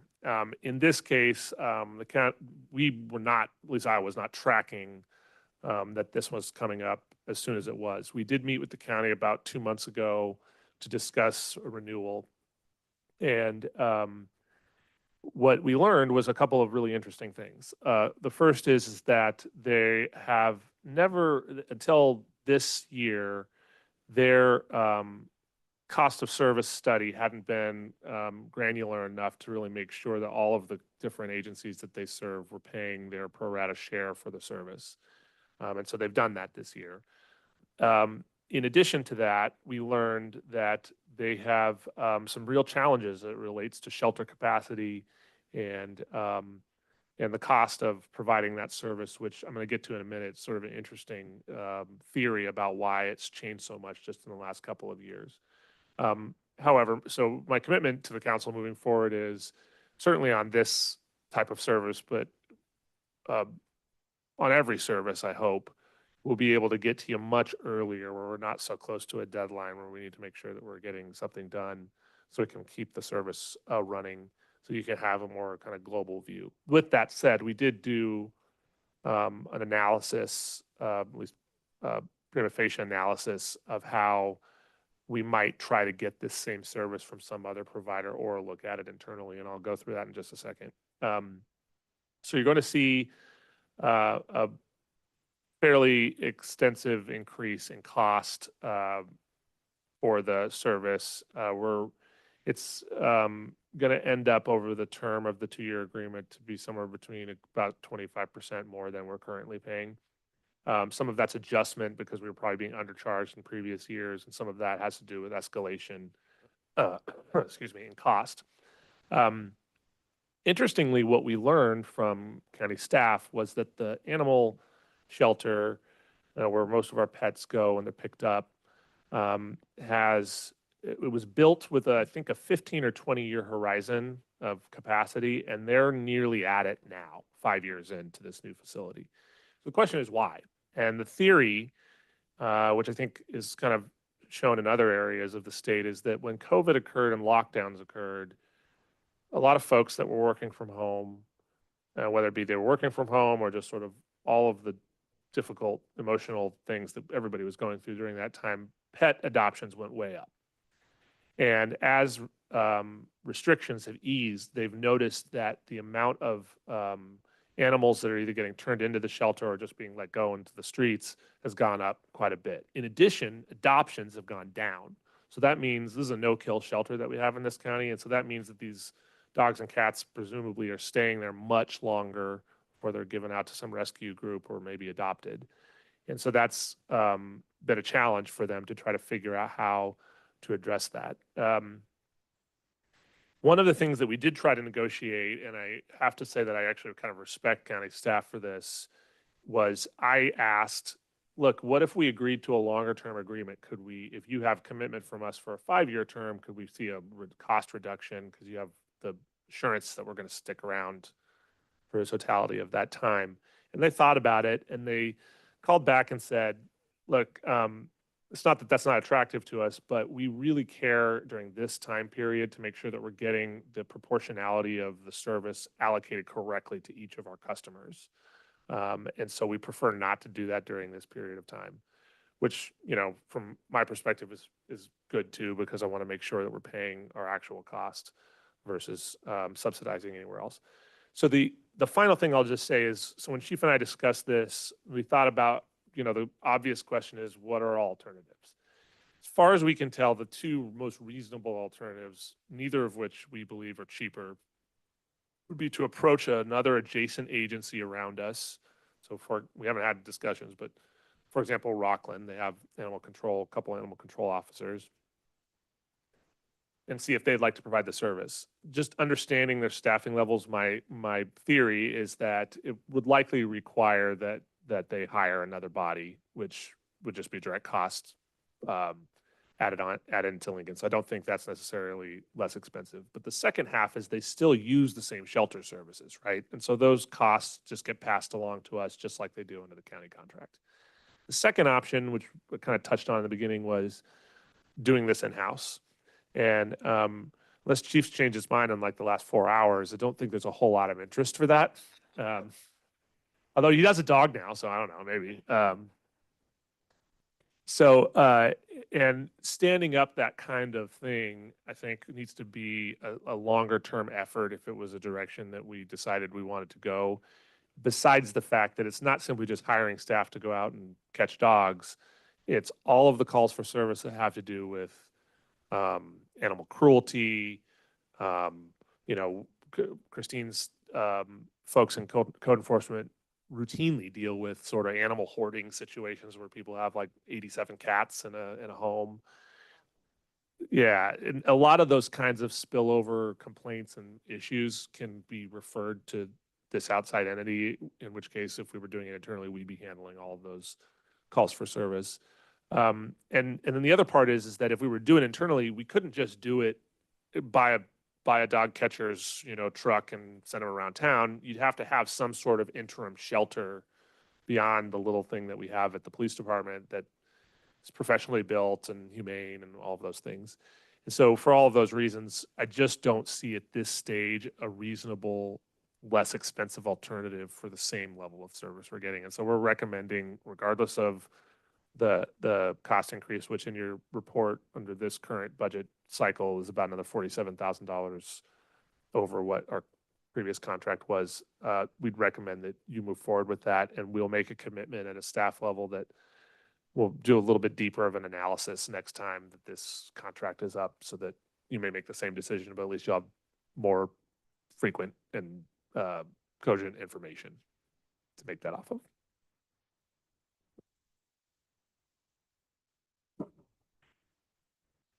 Yeah, I was going to say that, it only makes sense that the theory may be correct, because everything that people were going through, and this is to reaffirm, what Chief has done with Hero, yes, thank you. That's what I said, and I didn't forget. But it's one of those, it shows that when people go through things, they need a pet or something that to kind of help get them through that. And that makes sense for that theory. And, although I'm not super excited about, an increase, but at the same time, with the love of animals, you need to be able to provide a place for them to be housed and to be treated, kindly and taken care of, even if those that used to have them don't have them anymore. So, the only comment I have. Any other comments from the council? Yeah, no, we've looked at this in the past a number of times, I think every which way we could. And I agree with the city manager in approving this time out. I think if there's an area where I continue to have a concern, it's in how much service do we actually get? How frequently is animal control actually operating within our city limits? And I think that's relatively rare. Yeah, so that's actually one of the comments that we made when we met with the county, was to try to get a better idea about the presence. Our understanding under the agreement is that we're getting a dedicated individual to take care of our issues,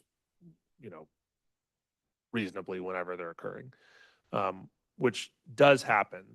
We did express, and this isn't related to the individual that does the work, that we really want to see in this current updated contract more clarity about the times and presence of when it's occurring, so that we can just know. Because, we don't follow people around all day long. It could be that they're here 8 hours a day. It could be that they're here less than that.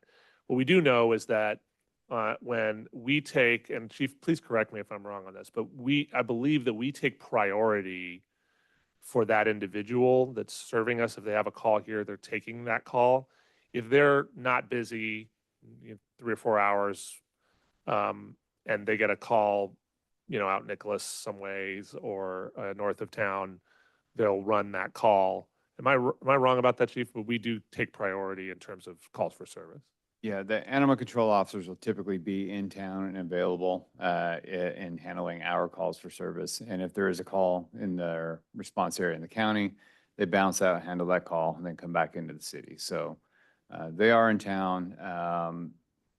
They are used. I mean, there's multiple animal calls a day. There's pickups multiple times a week. So they're not hiding out. They are available and they are responding. You know, it's contracting, you lose some of the proactiveness that we would do if we kept it in-house just to maintain and improve quality of life. So they're more reactive.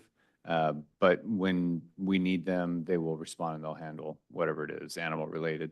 And one of the things that Sean and I were noticing today is one thing he mentioned was in his time here, one thing that he's never received is a complaint about an animal issue. It hasn't floated its way up to him. And that's one of the beauties of contracting. As hard as a pill as it is to swallow with this price, the complaints go to the county. So really all we're doing is dealing with the contract, and then they're dealing with any personnel issues. And again, just the cost is tough, but there's so many unrealized indirect costs to running our own. You know, at some point in our history, there's probably going to be a tipping point. We're not there yet. But as he was saying, we'll continue to monitor as these come up. And I was speaking with my captain today about it, and we will be monitoring a little more closely animal control response times and service quality. Because if we're paying for it, if they're going to expect more financially from us, we may expect a little more performance from them. So that's only fair. Right. Well, and I think it's, to both your point, I think it's highly appropriate for us to ask for the data, like how many calls a day or a week or a month or a year, whatever it is. Like all the other agencies that service Lincoln can tell us how many calls are in Lincoln in a year or a month or whatever. They can do that too, just like you said, so we know. We have the data at our hands to figure out if, you know, this is worth it to us. And we receive those quarterly reports, and we always have. Okay, great. So, Well, yeah. that would be great to see. Thank you. That'd be great to see those. Did you ask, or would it be possible to see their proportional allocation calculations? I did ask, and based on the discussion I had with the supervisor that sort of oversees this department, it didn't appear to me that there was any problem with sharing how these things are getting I think that's allocated. And I'm pretty sure he told me that they're trying to update all of their agreements sort of at the same time if possible. So we'll have a really good idea of sort of where things stand. well, I think that we don't have any choice now. Okay. But if you can get that, you'll be a lot smarter 2 years from now. That's fair enough. And Better informed anyway. when Let's you go with don't better. have my guidance, Well, on this issue, I'll be smarter about it. And incidentally, you know, about a month ago, when it was cooler, you know, have the doors open and whatnot. It was in the afternoon on a Saturday, we had the door open, breeze was coming through. This dog walks into my house with my wife sleeping on the couch, and I'm like, what the? You know, so I usher him, and thankfully he was kind and nice dog, you know, I usher him out, he just wants to, you know, be friendly and whatnot, but I called for animal services because, you know, there's dogs shouldn't be wandering around, nobody knows, he didn't have a collar, you know, so we did get a response on that and find his home, but it was a call I made. any comments from the public? Mr. Chapman?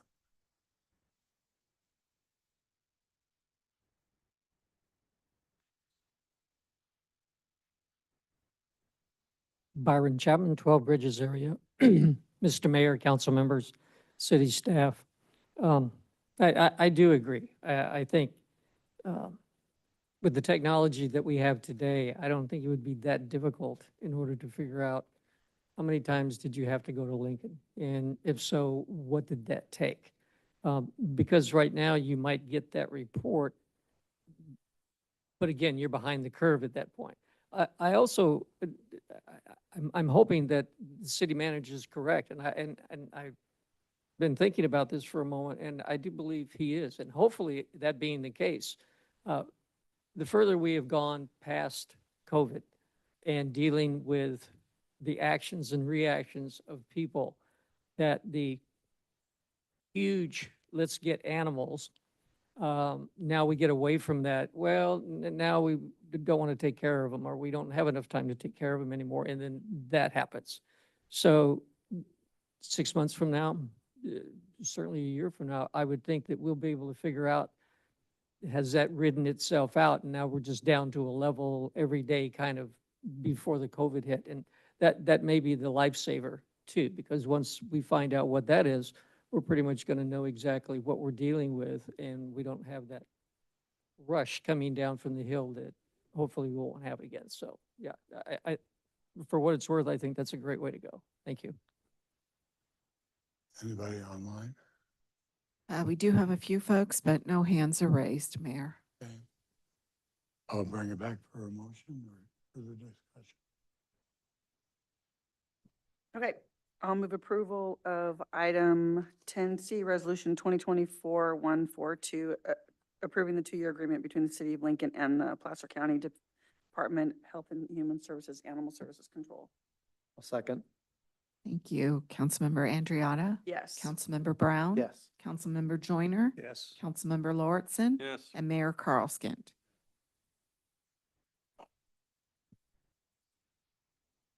That finishes the general business. On to city manager report. Yes, thank you. Just a couple quick announcements. The first is that one kind of neat thing that we're now doing yearly that the chief's involved in this week is we're doing active shooter training. This year it's at 12 Bridges, kind of a different environment than they've practiced in before. Most of those I think were at Lincoln High School, so this is a different kind of campus, different tactical situations, different, for example, the auditorium that they have there is a really unique space that presents some sort of challenges about how you attack that kind of situation. But beyond that, what I've been really excited about for them is this process has expanded year over year. And the first year it was, it was pretty small and still a lot of value out of it. The second year, fire department was pretty involved as sort of responding in, assuming there were injuries. This year we have that plus other agencies. I believe Rockland was in their PCSO. Auburn. And the other cool thing is Aaron worked it as our PIO to kind of think through, if you had a horrible situation like this, how do you manage information? How does it filter correctly to the media in a really tense, difficult environment?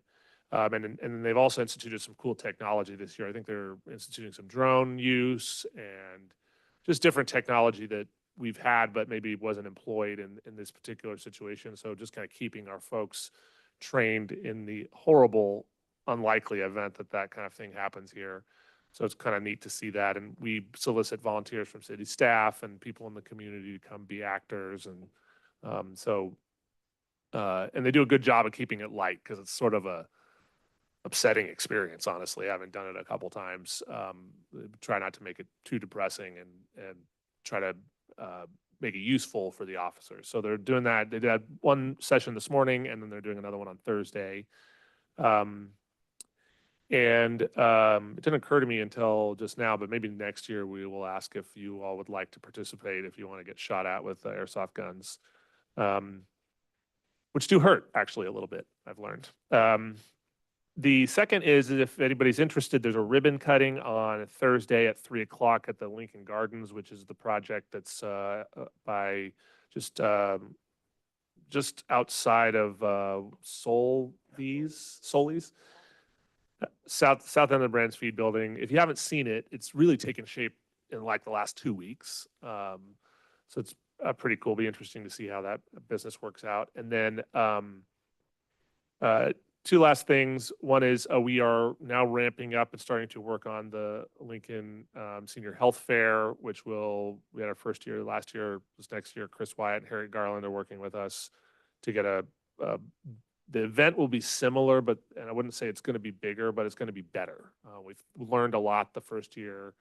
We learned about what kinds of speakers people want to hear, some more kind of physical activity stuff that the seniors were interested in, and some changes to vendors. So stay tuned on that. And then finally, just happy 4th of July.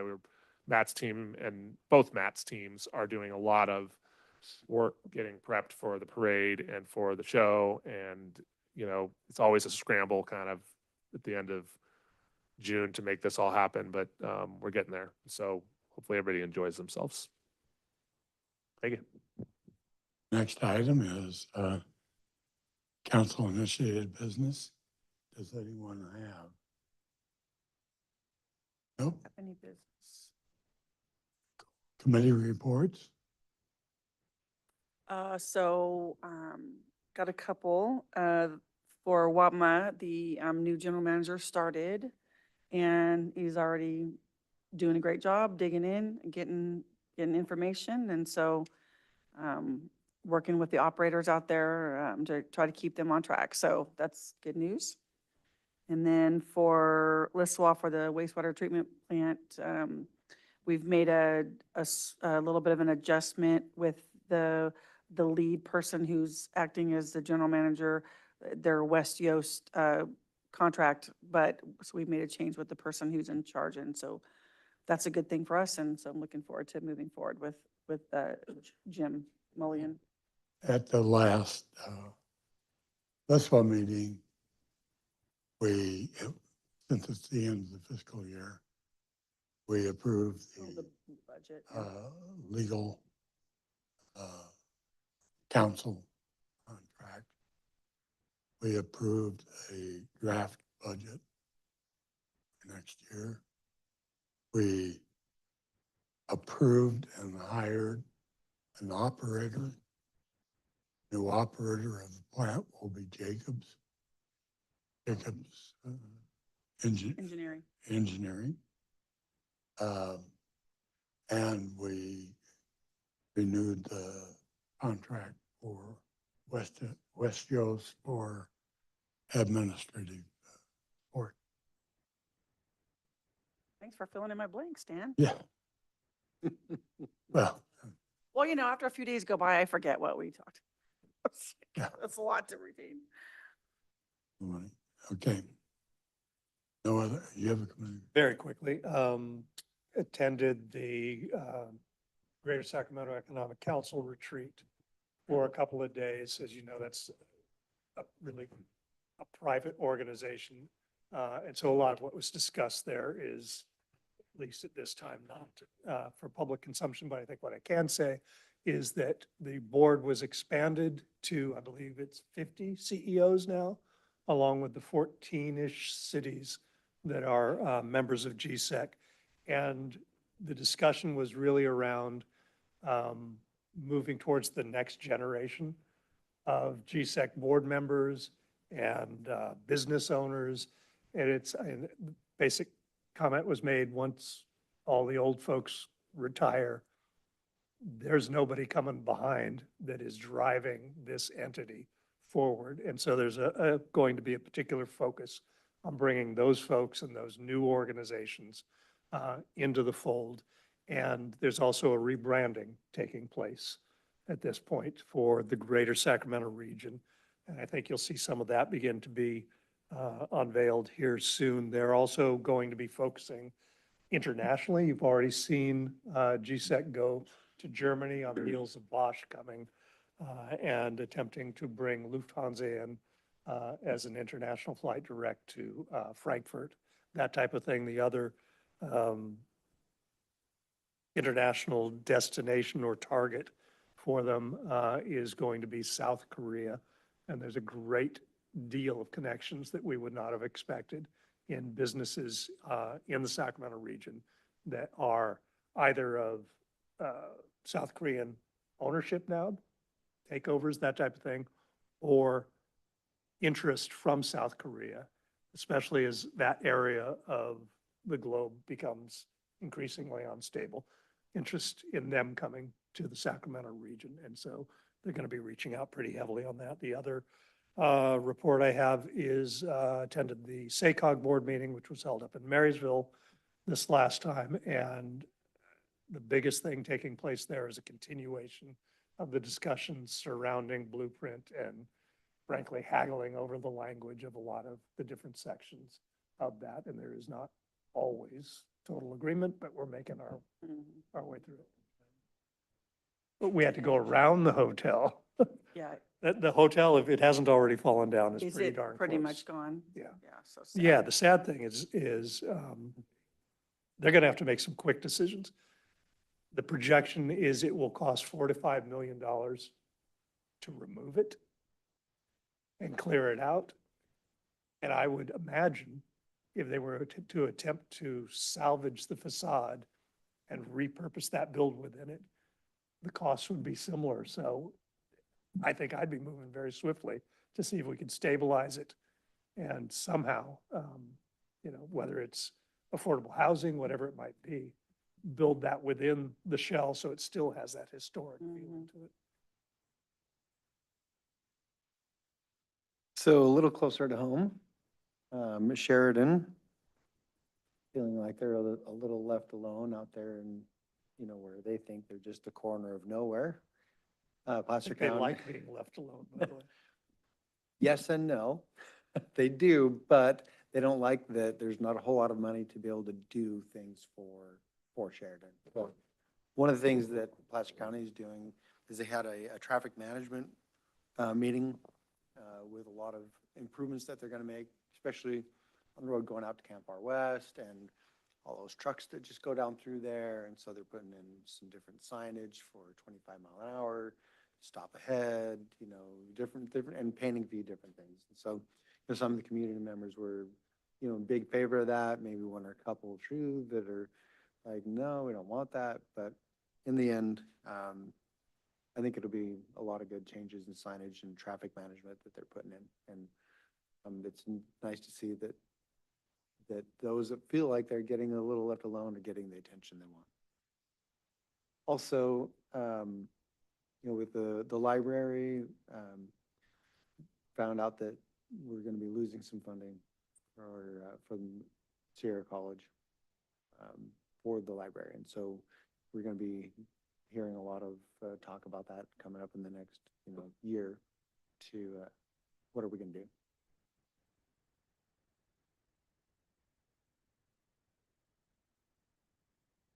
Nope, I have nothing. Adjournment. Right. Meeting's Thank you, staff. adjourned. Thank you, everybody. Thank you, everyone.